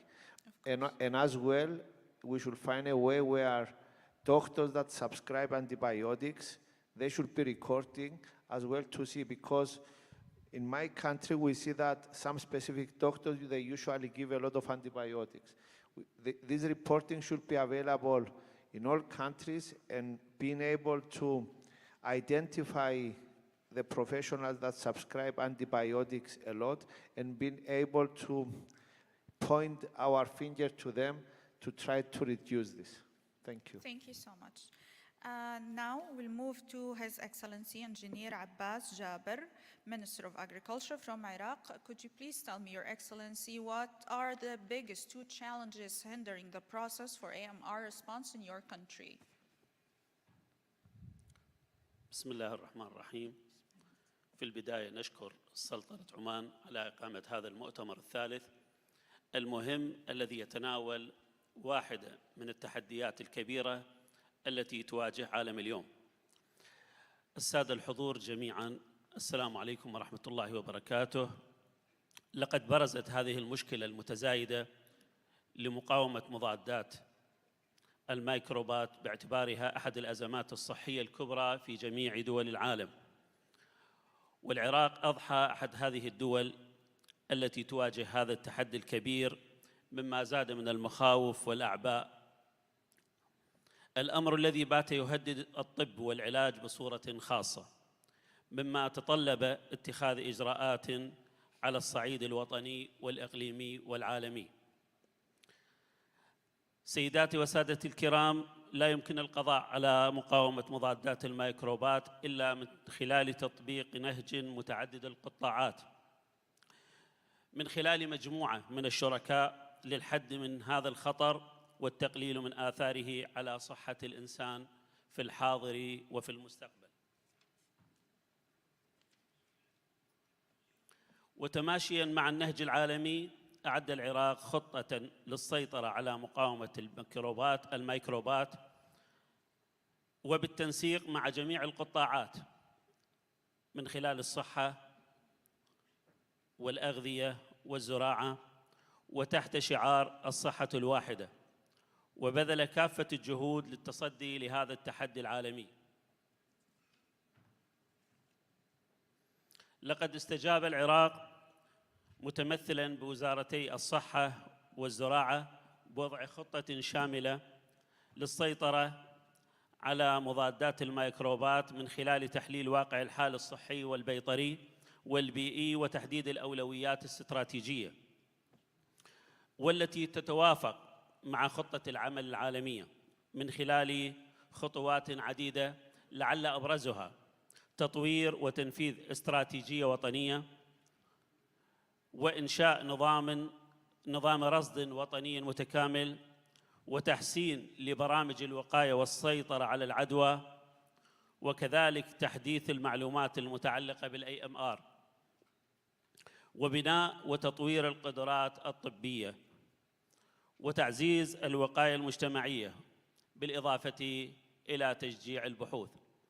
لا يخفى على عالم اليوم أن التحديات التي يواجهها العالم بإزاء هذا الوباء أو هذا الميكروب تستوجب من كل العالم التعاون. لذلك مشاركتنا في هذا المؤتمر ما هي إلا جزء من الواجب في سبيل التصدي. والسلام عليكم ورحمة الله وبركاته. وعليكم السلام وشكرا جزيلا معاليك. دائما العراق سباقة في هذه الأشياء وفي المجالات الطبية، وشكرا جزيلا. And now we move to His Excellency Dr. Mohammed Isa, Secretary General of Agriculture in Jordan. Your Excellency, could you please tell me what are the biggest two challenges hindering the process of AMR response in your sector? بسم الله الرحمن الرحيم، وأسعد الله الصباح والمساء للجميع. حقيقة بداية نشكر سلطنة عمان بكل أجهزتها الرسمية والشعبية على هذا التنظيم الرائع، وعلى كل الوفود الحاضرة والمنظمات الدولية اللي أثرت هذا الموضوع الهام اللي بيتطلب جهد مشترك من كل أنحاء العالم، باعتبار أن الأمراض والأوبئة هي عابرة للحدود وليست حكراً على دولة دون أخرى. وبالمقابل وزارة الزراعة في المملكة الأردنية الهاشمية لديها خطة مستدامة وخطة وطنية لإجراء كافة الإجراءات الوقائية اللي تضمن منع وقوع هذا الخطر قبل أوانه من خلال حملات تطعيم وطنية لأبرز الأمراض الحيوانية، واللي أيضاً بالتأكيد ترتبط بأمراض مشتركة مع الإنسان، وبالتالي هي تدعم وتحصن مبدأ المنهج الواحد والصحة الواحدة لحماية الإنسان والحيوان والبيئة في آن واحد. أبرز التحديات حقيقة هي في ضعف السلوك والوعي الاجتماعي لمربي الثروة الحيوانية، واستخدام العشوائي للمضادات الحيوية. هذا جزء أعتقد هي نقطة مشتركة في عديد من الدول، وأيضا عدم اللجوء إلى التطعيم وحملات تطعيم استباقية في حال كان في هنالك ضرورة لذلك. وبالتالي وزارة الزراعة والحكومة في المملكة الأردنية الهاشمية اتخذت عديد من الإجراءات، أبرزها مراجعة إجراءات التسجيل لكل مدخلات الأدوية مسبقا تماشيا مع المعايير الدولية، وأيضا إلزام الشركات بوضع النصائح الإرشادية على مخرجات هذه الأدوية، وعديد من الإجراءات اللي تضمن إلغاء بعض المبيدات أو الأدوية التي يكون منها خطر، على سبيل المثال إلغاء تسجيل دواء الكوليستين. أيضا رفض تسجيل الأدوية الشبيهة والتنسيق الدائم مع وزارة الصحة، وبهذا الإطار تم عمل مذكر التفاهم بين وزارة الزراعة ووزارة الصحة في المملكة الأردنية الهاشمية لتبادل المعلومات والخبرات والتنسيق المستمر لضمان أكبر قدر من إجراءات الصحة والسلامة العامة. وكل الاحترام والتقدير للحضور الكريم ولك سيدتي. شكرا. شكرا جزيلا معاليك، شكرا على هذا الخطاب والكلام الرائع اللي فعلا أسعدني، لأنه إحنا ما نقدر نحقق هذا الهدف اللي إحنا موجودين عشانه اليوم إلا بالتعاون بين جميع القطاعات، الصحة والزراعة والثروة الحيوانية ومربينها. وأريد يعني I'm sorry, I'm going to speak in English now. I want to stress on the importance of something His Excellency mentioned, which is vaccination. Vaccination is the biggest weapon we have right now for the prevention of AMR in humans and animals. So this is a very important point. Thank you so much, Your Excellency. Now we'll move on to His Excellency Rawamirama Bright Konyantori, the Minister of State of Agriculture from Uganda. Could you please tell me, Your Excellency, what are the biggest two challenges hindering AMR response in your sector?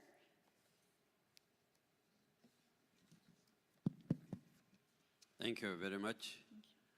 I want to join my colleague to thank, first of all, to thank the government of Oman and the agencies which supported this conference to deal with one of the biggest challenges we are facing of AMR. Uganda is an agricultural country. Agriculture contributes 24% of the GDP of the country, and out of that, 17% is from the animal sector. We have a population of about 16 heads of cattle, 17 million heads of goats, about 4.5 sheep, 4.4 pigs, and about 83 million poultry. And therefore, the issue of animal diseases is very prevalent. And as you are aware, that antimicrobial resistance is very prevalent in most parts of the country and of the world. Uganda has not been spared. And because of this, and giving the background that people now are very sensitive in what they eat, they want to know, we have been taking very keen interest and taking some measures. We came up with an action plan. First of all is to make awareness about the prevalence of resistance, both the farmers and the administrators. We have come up with a veterinary treatment guidelines. We also do surveillance on drug use, and we have also come up in a multi-sector approach to make sure that the stakeholders, ministries, that is the Minister of Agriculture, Animal Industry and Fisheries, Minister of Health, Minister of Environment, that we work together. You must be aware that 70% of the human diseases are of animal origin. And therefore, when we talk of microbial resistance in animals, then we must be aware that some of these diseases which are already resistant can appear in human beings. So we use one approach, and I would like to urge this meeting that It's not only a national plan, it's not only a regional plan, but we must go to at the international level to make sure that actually this problem is addressed squarely, and we invest more in prevention. We administer vaccine regularly, especially vaccination of diseases that can be preventable in animal population. And this is the way to go. I want to thank once again the organizers of this conference that this is the way to go. The world has become very small if we have to trade, if we have to protect the human beings, and One Health concept is the way to go. I thank you very much for the opportunity. Thank you. Your Excellency, I wanted to thank you for shedding light and focusing on the important point of the animal and raising the animals and plants, because usually when we discuss AMR, when someone asks me as a pharmacist, I will focus on the human component of misusing antibiotics. But as you said, these components are very important. Once again, on plant health, we must be aware that we use chemicals to improve plant health. And some of these chemicals are not biodegradable. So having one health approach and multi-sectoral tackling of the problem is therefore the best recommended way. And I urge all of us to actually adopt the agenda of this meeting. I thank you very much. You're absolutely right. Thank you very much. And now we move on to Her Excellency Sarah Boating, the Principal Deputy Assistant Secretary of the Department of Health and Human Services in the USA. Could you please share with us your insights on the topic? Hello, good morning. Thank you. It's a pleasure to be here and speak about some of the key challenges related to AMR from the U.S. perspective. I want to join with my colleagues in thanking the Sultanate of Oman for the very warm and kind welcome to this very beautiful country and for hosting today's meeting. There are a number of factors that hinder response to AMR, including the lack of public and animal health infrastructure, access to water, sanitation, and hygiene for both animals and livestock, the use, misuse, and overuse of antimicrobials in human, plant, animal, and environmental health sectors, poor infection control and prevention in healthcare facilities and farms, limited access to quality, affordable medications, vaccines, and diagnostics, the lack of awareness and knowledge of AMR, and the lack of legislation and enforcement. And even though there are these key challenges, it is imperative that we do something. And so we must utilize existing initiatives and tools to address gaps and strengthen our AMR efforts. This includes strengthening and leveraging existing initiatives like the Global Health Security Agenda, which helps countries strengthen capacities in key areas of global health security, providing a multi-stakeholder approach to complex challenges. And the Global Health Security Agenda has fostered the creation of much needed and innovative collaborative work that brings a wide range of stakeholders. We should also align our AMR efforts with the WHO Global Action Plan on AMR and take into consideration the One Health Joint Plan of Action recently released when developing and strengthening our national plans with respect to country needs and capacities. We should also leverage the Global Antimicrobial Resistant Laboratory and Response Network from the CDC, which supports partners in detecting and responding to antimicrobial resistance across One Health spectrum. The Global AR Lab and Response Network improves the detection of existing and emerging antimicrobial resistance threats and identifies risk factors that drive the emergence and spread of resistance across healthcare, the community, and the environment. This global network also supports response to these threats and informs global prevention strategies for antimicrobial resistance. And this work will improve patient outcomes and public health, reduce illness and death, and lower healthcare costs. We must also work to reduce the need of antimicrobials and the misuse, and to minimize the emergence of AMR. To do this, possible actions include ensuring a rational use of antibiotics and recognizing them as a precious resource, strengthening infection control prevention in healthcare facilities, on farms, and in food industries, ensuring access to clean water, sanitation, and hygiene, to ensuring access to vaccination for vaccine-preventable diseases, and implementing best practices in food, fisheries, and agricultural production. Additionally, as many of my colleagues have said, no one country or sector can tackle AMR alone. A cooperative and collaborative approach across sectors and across borders, facilitated by close international partnerships, is required to fight this dire public health threat.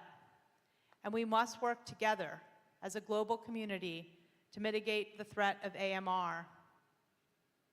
Preventing infections in the first place is a fundamental step towards combating antibiotic resistance. Every infection prevented is one less instance of antibiotic use, preventing the opportunity for resistance to occur and ensuring antibiotics are used appropriately to reduce the risk of resistant infection. The complex nature of AMR requires an equally multifaceted approach with public-private partnerships which allow the government, industry, academia, and other stakeholders from across the AMR field to share experience and collaboration on innovative solutions.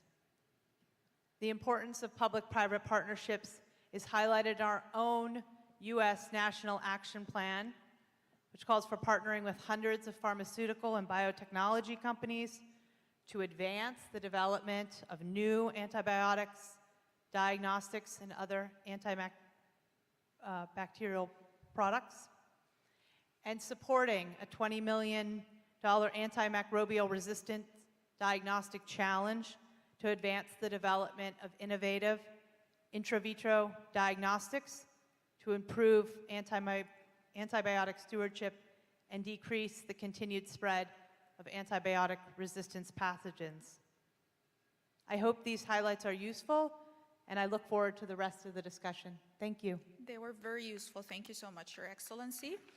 And as Her Excellency stressed, as their Excellencies also mentioned previously, prevention is the most important thing. If we prevent it, we don't have to deal with it. And the other thing I also like that you highlighted is when we say multi-sectoral, we're not only talking about government bodies. It has to be government as well as private sector bodies so we can combat this hidden pandemic. Thank you.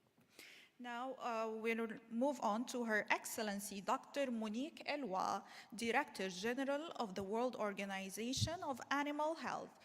Dr. Monique, could you please share with us the biggest two challenges hindering the progress of AMR response? Thank you, and good morning again to everyone.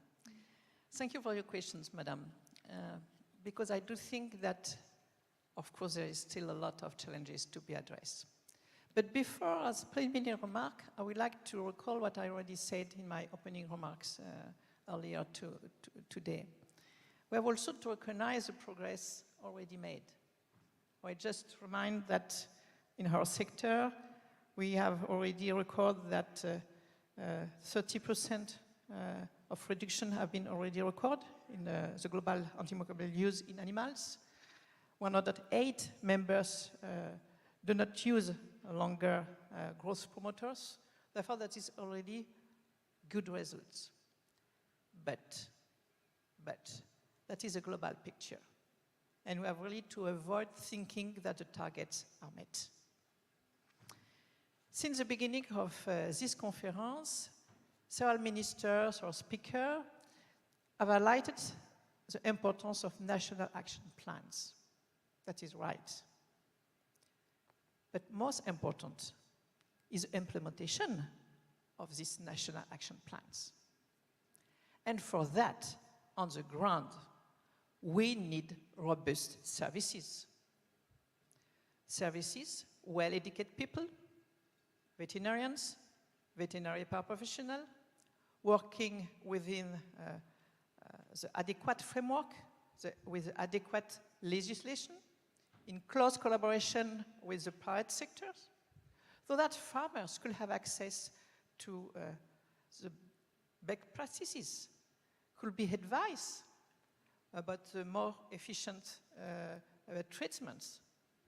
So that's the first investment. And for me, the first challenge is really the investment in the workforce. And that is why our newly released Joint Plan of Action, the One Health Quadripartite Joint Plan of Action, in this Joint Plan of Action, the first action track is dedicated to workforces. But for that, investing in robust services, you easily consider my second challenge. Investment means financial resource.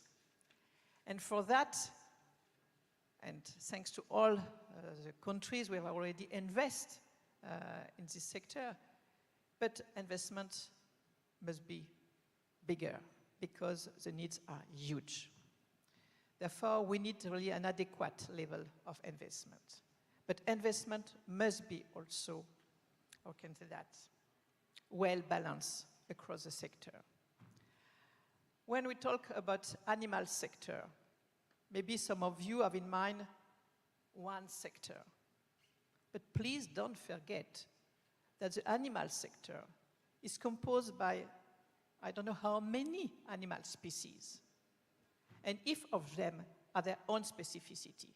That is why we are also to invest in science, in the development of new vaccines, new tools and alternatives adapted to each species. Because camel, cattle, fishes, pets are not the same needs. So therefore, adequate investment, well-balanced investment. Thank you, Madam. Thank you so much. As Her Excellency Dr. Monique Elwa stressed, investment is very important because we're talking about the health and the lives of all human beings on the planet. And as she also said, science is a very important part because science leads to prevention, which is our main point. If we prevent it, we don't have to deal with the consequences. Your Excellencies, would any of you like to comment or add anything? Yes, Dr. Monique, please. If I may. Of course. To assist. Because I know that you ministers, you have to address so many priorities. But unfortunately, AMR is a silent tragedy. Therefore, please don't forget it among all the priorities.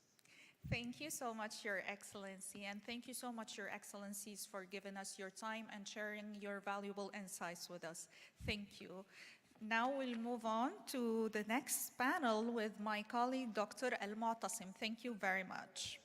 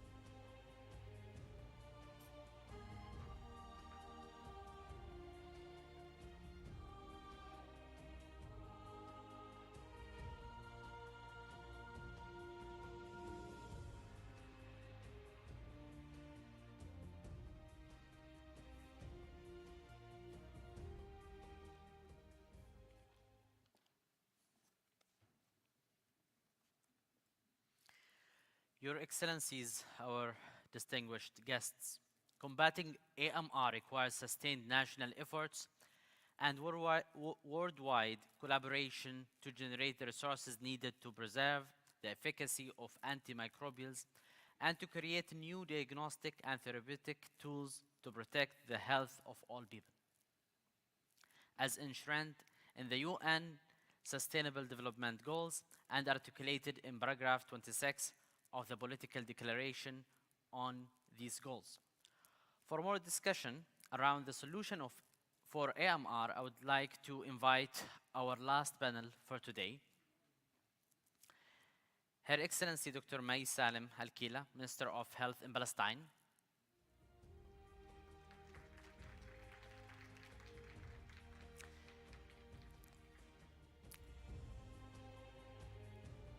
His Excellency Jacob Forssmed, the Minister of Social Affairs and Public Health in Sweden.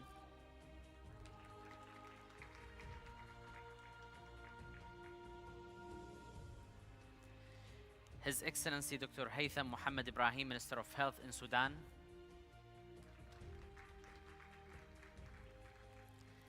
His Excellency Dr. Ali Al-Mrabat, Minister of Health in Tunisia.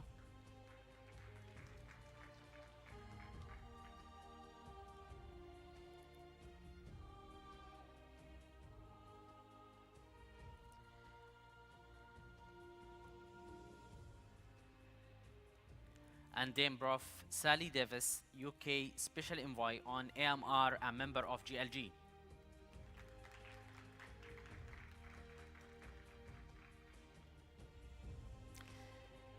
His Excellency Dr. Ahmed Al-Manzari, Regional Director of EMRO in WHO.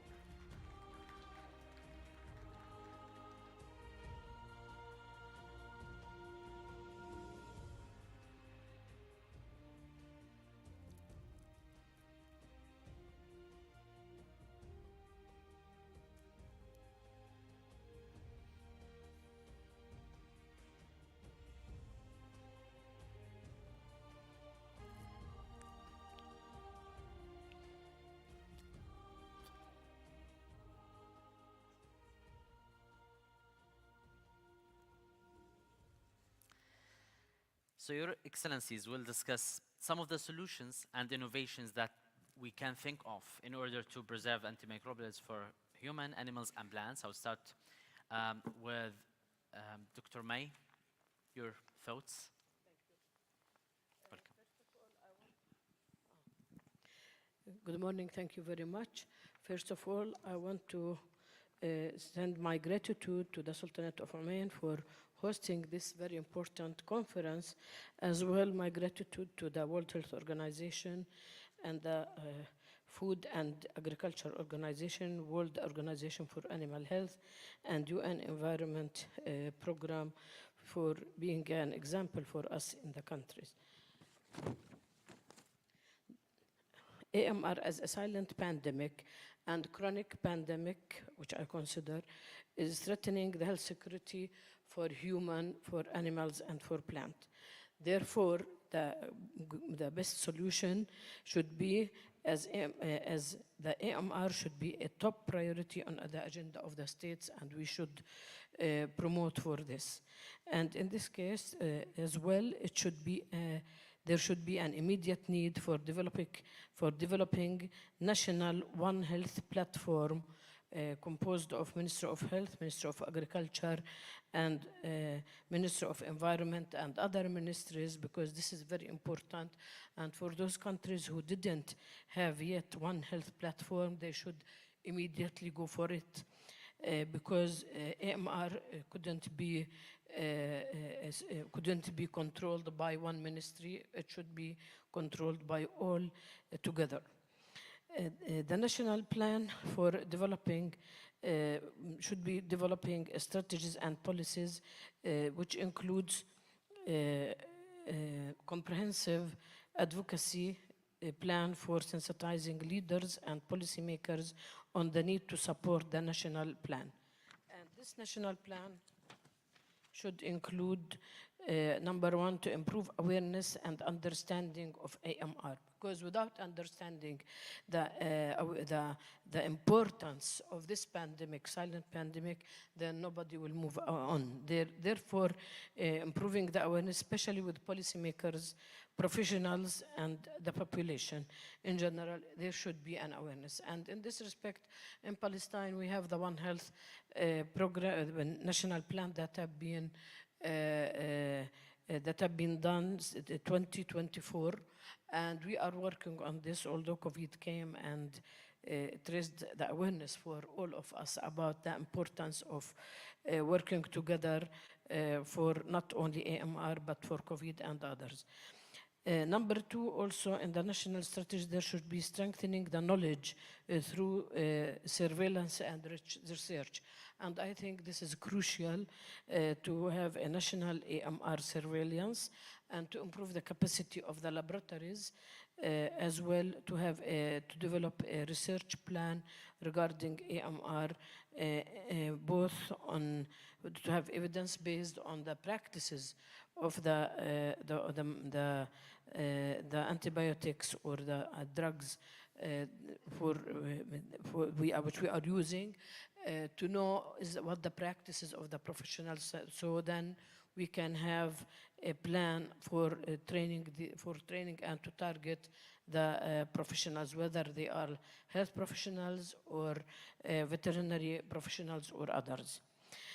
Number three, we have to reduce the incidence of infection. And in this regard, the IPC, meaning infection prevention and control, should be implemented very well in the healthcare system. And in this case, in Palestine, we have conducted, since COVID until now, many workshops on this to improve the IPC in the primary healthcare, in the hospitals as well.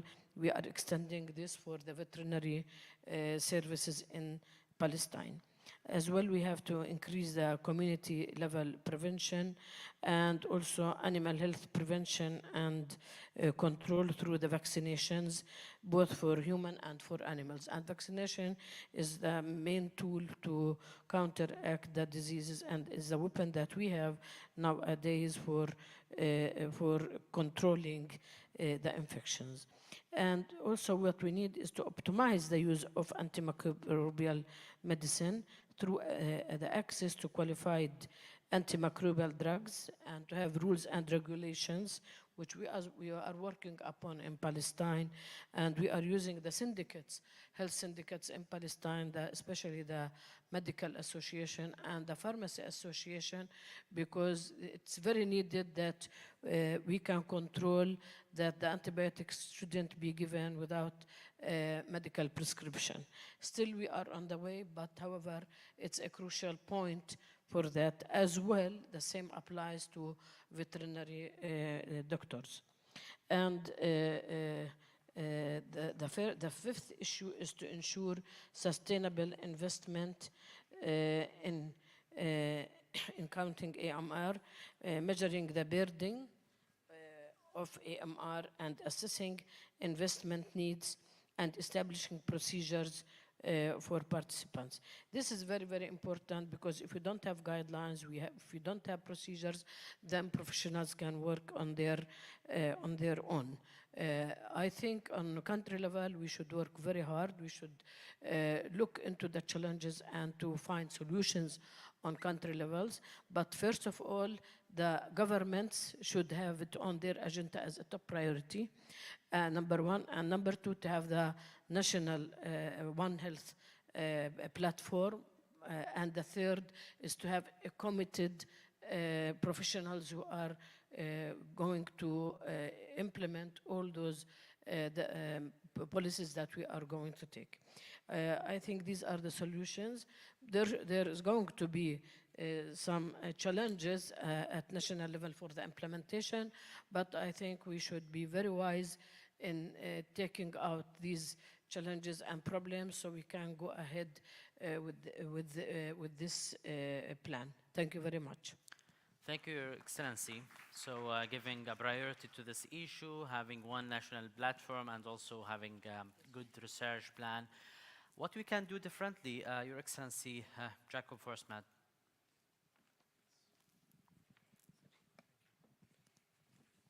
Thank you so much. Honorable Excellencies, distinguished delegates, ladies and gentlemen. Salam alaikum. I'm very happy to be part of this important meeting today and see so many prominent participants joining forces to tackle AMR. We welcome this high-level meeting as a follow-up to former high-level meetings and as a step forward towards the high-level meeting on AMR in the UN General Assembly in September 2024. And political leadership, as we spoke of in the earlier session, from the very top and from different sectors is crucial in the fight against AMR. The Swedish government has put the effort to combat the silent pandemic of AMR at a high priority during a long time now. AMR, a part of being a serious threat to public health, is also a global threat to animal health, to food security, and to the livelihood of millions of people, and has also a negative impact on the economy, and it risks undermining the progress made within the Agenda 2030 on several of the development goals. And despite all the challenges with AMR and challenges in our AMR response discussed previously, we need also to focus on the solutions and the innovations to move forward. And we can see a lot of achievement has been made in the last years, such as a global consensus that AMR is a global health threat, including increased awareness in many countries, but much more need to be done. Another important achievement is the WHO surveillance system, GLASS, that has been developed and strengthened, and many countries are engaged in the reporting of data, and as we could see daily during the COVID-19 pandemic, no data means no response. So we are especially happy about the engagement in GLASS, since Sweden from the beginning supported WHO in its development and implementation. And we urge all countries to set up surveillance systems with the aim not only to report into global systems, but to make use of the national data to inform policy and practice. And now to my innovations and solutions on a national level. We have many experiences in Sweden that are relevant for future work, such as number one, a formalized One Health work within an intersectoral coordination mechanism with 26 governmental agencies and organizations. Number two, the development of surveillance in the environment of resistance, for example, in wastewater treatment plants. And number three, we have an early and long-term stewardship program called Strama. And thanks to this program, we have an almost uninterrupted decreasing trend in the use of antibiotics in Sweden for over 20 years. Since 1995, the antibiotic prescribing in outpatient care has decreased with over 40% without affecting patient safety due to underprescribing. And this program, it builds on transparency and transparent reporting of regional and individual prescription data and peer-to-peer discussions on following treatment guidelines in multi-professional groups involving all healthcare staffs in healthcare centers and clinics. Number four is to promote research and innovation into AMR, and we have implemented a national long-term AMR research program. And we promote international research cooperation through our engagement in the Joint Programming Initiative on Antimicrobial Resistance. And number five is to secure access to important antibiotics. Sweden is now performing a pilot that has been internationally recognized, testing an alternative, partially delinked reimbursement model for antibiotics of special medical value, with guaranteed levels of payments, regardless of sales volumes, conditional to fast access of the antibiotic to the healthcare. So when needed, it should be there, and we should pay for that. We must also increase long-term and sustainable access and availability of existing as well as new antibiotics to preserve effective treatment on bacterial infections. And talking about solutions, we must also include a preventive perspective, increasing patient safety through strengthening infection prevention and control, IPC. By decreasing the number of infections, the use of antimicrobials and hence the development of AMR is limited. We also need a people-centered approach here. That is essential with behavioral insights to reach engagement and not only top-down initiatives, such as for the creation and implementation of national action plans. And I also believe that for the United Nations General Assembly, following are very important, that we need more global governance, commitment at the highest political level, and accountability of actions. At country level, we need the national action plans to be implemented, and if needed, get the possibility to get technical and financial support for this. Financing, we must strive to build more robust health systems, animal and food protection systems, as well as minimizing emission to the environment. This can be done through supporting the important work that is now being done, such as the multi-partner trust fund to which Sweden contributes financially. This is very important. We welcome the implementations of the recommendations from the high-level meeting in 2019, the two that has been implemented, the Global Leaders Group, and now in November, the AMR, Multi-Stakeholder Partnership Platform. But we also see the need to implement the third recommendation, namely the Independent Panel on Evidence for Action Against AMR, in a One Health context to monitor evidence and provide member states with recommendations. And we believe that AMR needs to be included in the action against pandemics in the pandemic treaty currently being negotiated under the WHO. And with these remarks, I look forward to continue to work during these days and forward, because if we don't put in the work, no one else will. Thank you. Thank you very much, Your Excellency. Thank you for connecting this discussion also to what things that we have learned from COVID-19. And I think the beauty of this conference is the ability to share this knowledge and experience from other countries that has taken a lot, actually, like Sweden in this regard. And this is will be a very valuable steps that can be adopted in other countries. I will move to take the opinion of His Excellency Dr. Haytham Mohammed from Sudan. Some of the practical solutions you think that we can think of? First, thank you very much, and Assalamu alaikum, ladies and gentlemen, and thanks for the speakers. I think my talk will not be far from what has been said, very rich interventions and activities to address this global public health issue. First, I would like to congratulate Sultanate of Oman for hosting this important event very successfully. And we hope also to see a successful outcome in the near future from the recommendations coming out from this conference. Let me to start with two very common scenarios, very common illnesses, at least in my country, to see why this happened: irrational use of medication and antimicrobial resistance.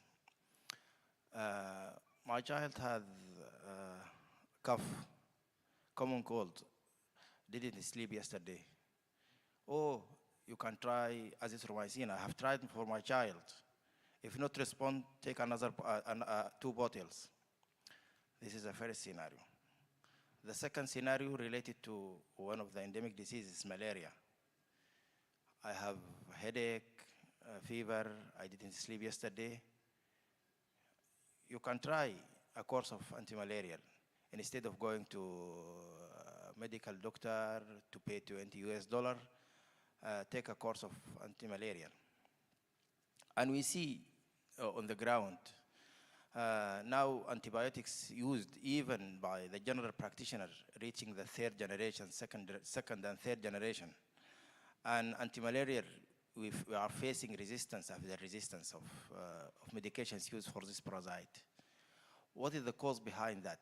Is it the cost of the medical services? Is it the availability of the medical services? Is it the knowledge about health?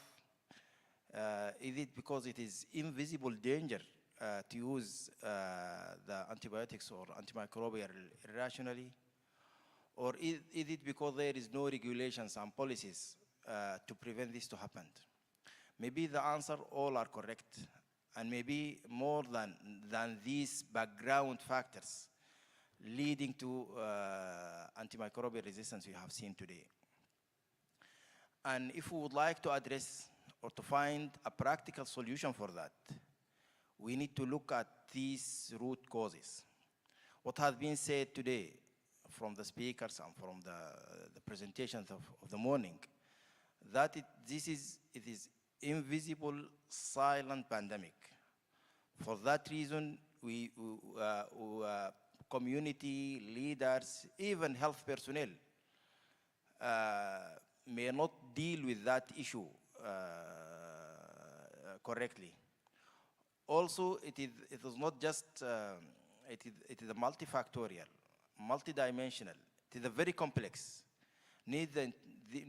For that reason, need not one directional interventions, but need a set of interventions, multi-sectoral approach. Everyone should have a role in addressing and combating antimicrobial resistance.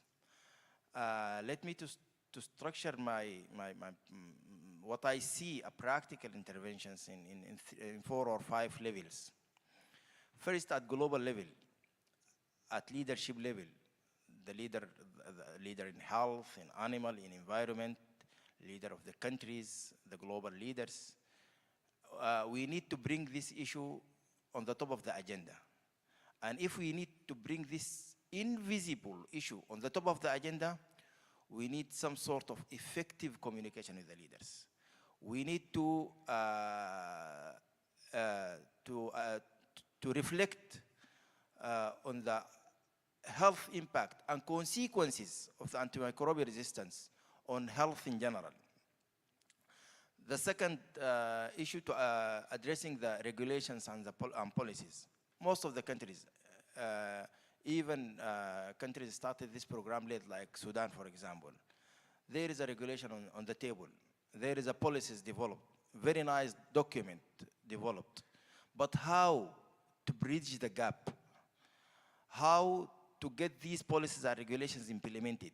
Of course, we need enablers to enforce these regulations and policies to be implemented on the ground. That we need orientation of the community. We need budget and financing of the programs. It is not easy to implement that. We need at least health workforce to talk about that. We need to integrate within other health activities and services. We need much work. We need standard procedures to down cascade the policies and regulations to be implemented, not just having policies or regulation or signed document on the table. That means we have solved this very complex problem. The third, we all speak about the multi-sectoral approach. Quadripartite agreement in some countries, or between 3 countries, between 3 ministers, like in Sudan, for example. We have signed that one health document between Ministry of Health, Ministry of Environment, and Animal. But I would like to say it is not just a multi-sectoral. It is a national response. Everyone should have a role, not just 3 or 4 sectors have that role. Yes, these sectors have the direct role, but everyone, every ministry, every agency should have a role in combating antimicrobial resistance, because it is a multifactorial, multidimensional issue. Even the community to be, in this morning, they speak about the private sector, for example.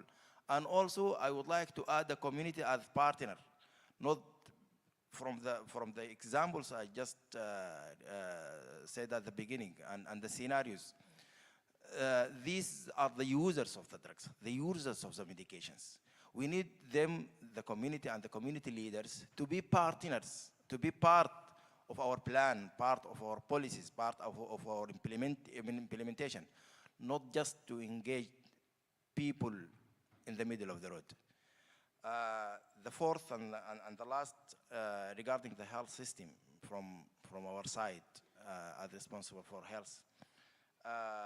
we need, I'll just ex-speaker from Sweden said, we need to address and integrate issues of IPC, medication safety, practical use of drugs. We need to integrate these issues together to make maximum best use of our health system and resources.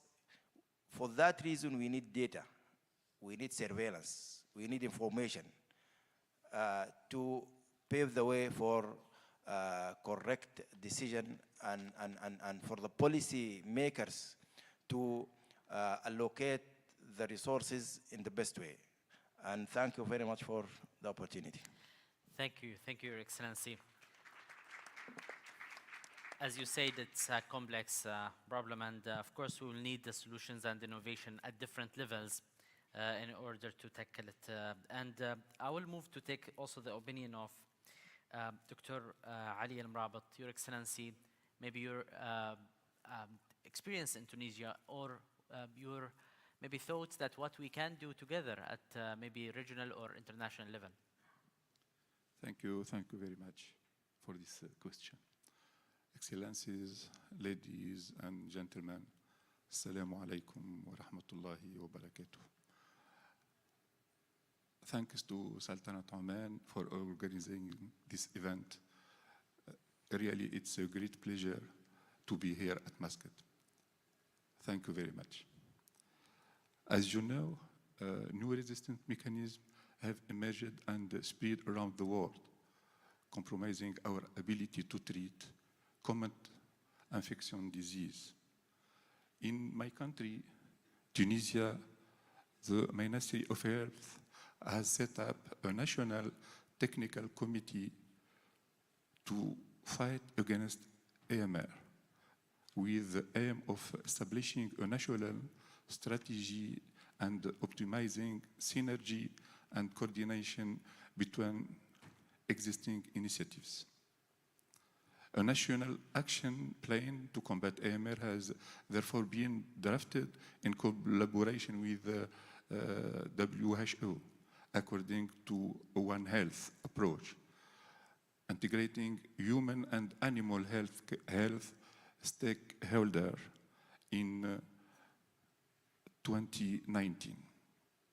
It was ratified by the two ministers of Health and Agriculture, and it is based on 4 strategic axes. 1, awareness of the general public, education and training of human and animal health professionals. 2, monitoring of microbial resistance and research. 3, infection prevention and control. 4th, rationalizing of the use of antimicrobials. These activities have been implemented in collaboration with the WHO. 1, realization of a CAP survey of knowledge and attitudes towards antibiotics. 2nd, establishment of a national network for monitoring microbial resistance with the microbiology laboratory of Charles Hospital in Tunis as the national reference laboratory since February 2020. Coordination is ensured by the Medical Biology Laboratory Unit, within which a National Coordination Commission has been created. 3rd, conducting 2 ad hoc surveys in 26 second and third line hospitals on the prevalence of healthcare-associated infection and the use of antibiotics in these hospitals. And 4th, project for the implementation of a national program for the rational use of antimicrobials. This is for my country, Tunisia, but the question is back toward the world. What we have to do, I think and I believe that COVID-19 gives us a great and good lesson. We have to work together, all together. Thank you. Thank you very much. Short answer, but it's very deep, and I think this is the key. We need to work together, and it's very interesting that we see very similar and common challenges in different countries, and also, similar suggestions coming from different countries, and that is, that will maximize the ability to work together. Prof. Sally, I believe one of the routes that you take is to provide the UK government some of the advices regarding AMR, and I'm wondering if you can share with us some of these advices. Thank you very much. We meet today to strengthen our global health, food and environment systems, so I need to condemn Russia, who's damaging and destroying health facilities in Ukraine, which directly risks the spread of infectious diseases, including drug-resistant TB. And we all need to remember that war and displacement raise antimicrobial resistance. But alongside that, we're hearing these wonderful, inspiring stories from different countries. And I would align with the minister from Sweden with what he said was needed and pick out three particular things. We need that pandemic treaty to have AMR in it. We do need the independent panel for evidence, and everyone needs investment, and one good route is that multi-partner trust fund that the quadripartite use. Of course, there's a common theme about data, and of course it's there, because if we don't have accessible, usable, and interoperable data on antimicrobial consumption and resistance, how can we shape policy? How can we shape our interventions? Where do we put our investments?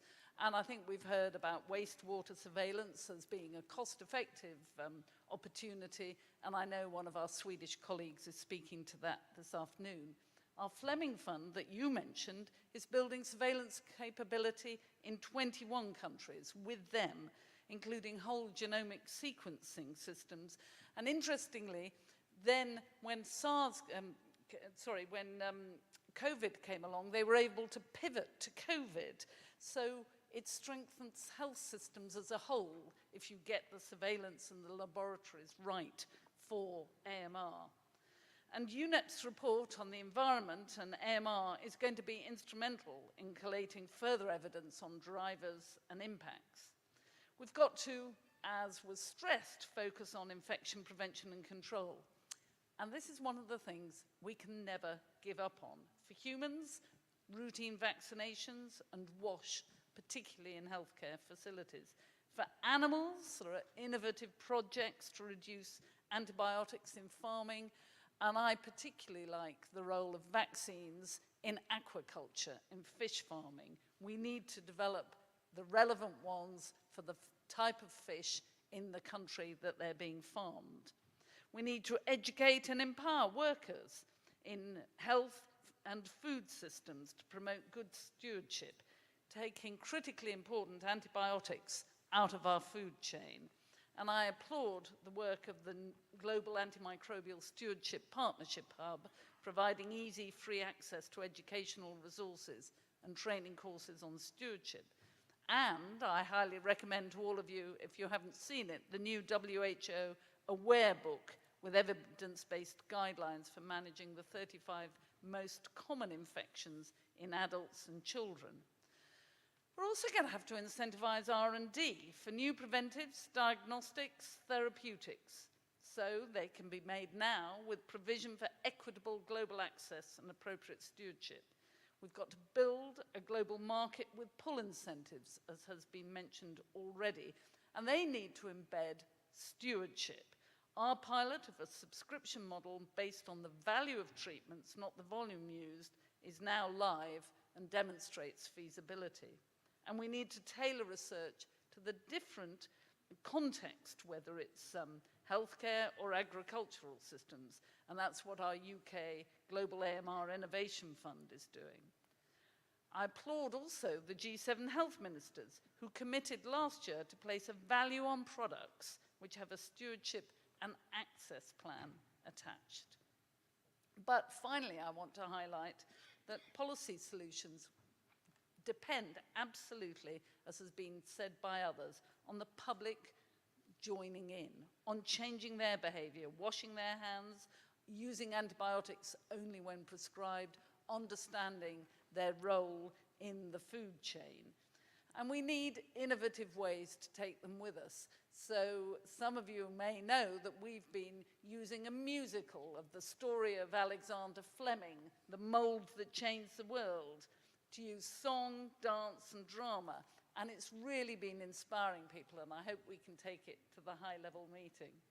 And I want to finish where Monique Elwa did too. This is a long journey.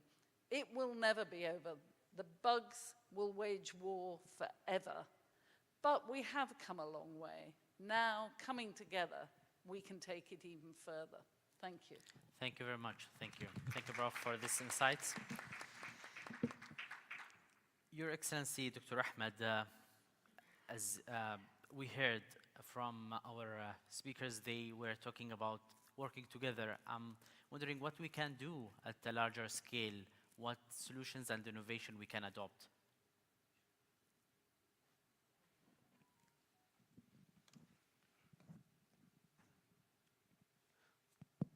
Thank you very much, Dr. Mu'tasim. And in fact, I'll be brief in my remarks because most of the points that I'm going to share and raise are already raised by panelists and commented by them. But we in WHO, in fact, just I'd like to re-emphasize on certain key points in order to make sure that we all go together and make whatever successes facing whatever challenges. In WHO, in fact, we call on everyone, especially donors and funders, to increase the innovation in quality assured new antimicrobial, particularly antibiotics, as we all have been saying for many years that we are facing this challenge. Many of the antibiotics that we have been using for a few years are no more active on whatever microbes, particularly bacteria.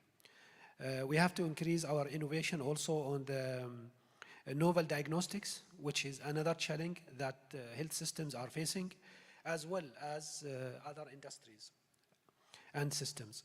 We have to increase our innovation on vaccination, and COVID-19 is a very good recent example for us.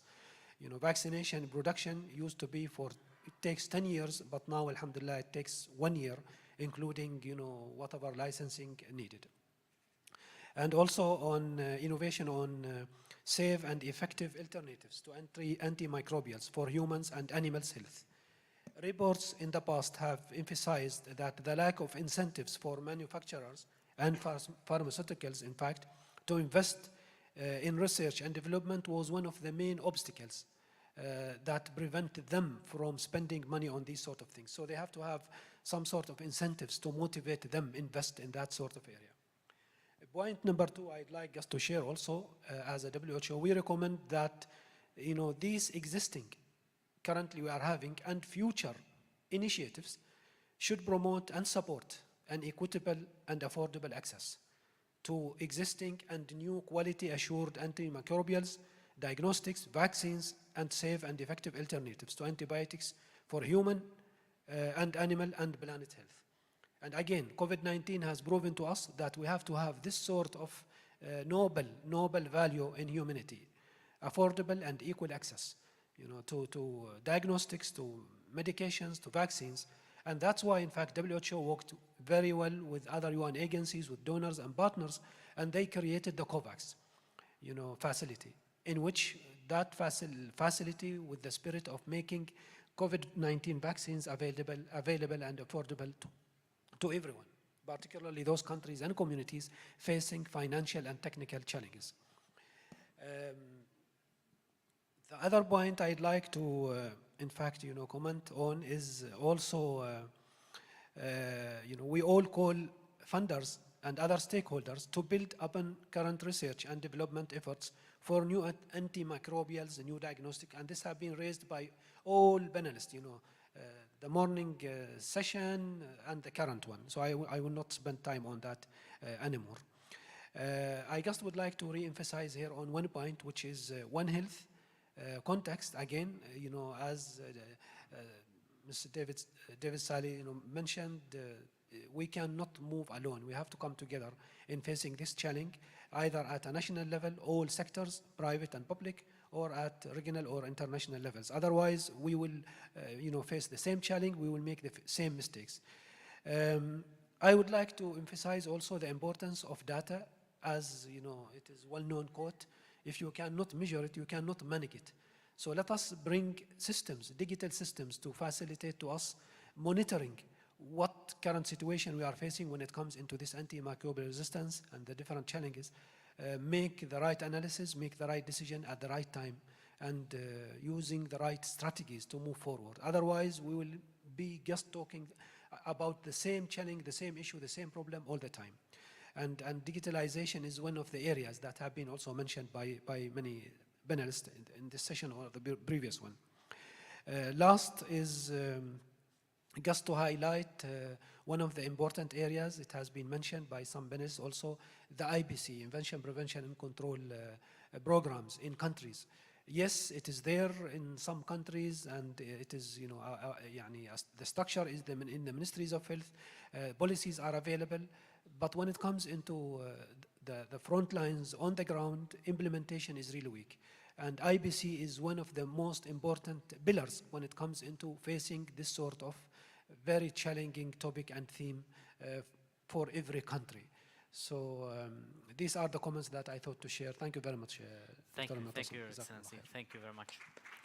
Although there is different context from one country to another, but I believe what you mentioned will help most of the countries.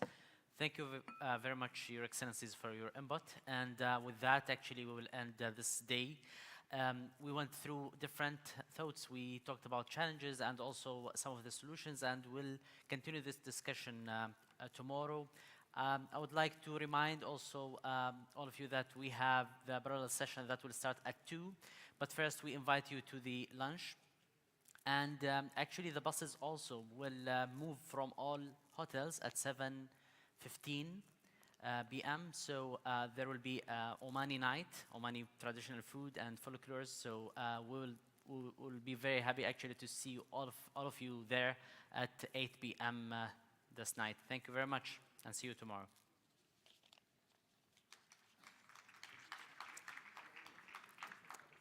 لا ما في.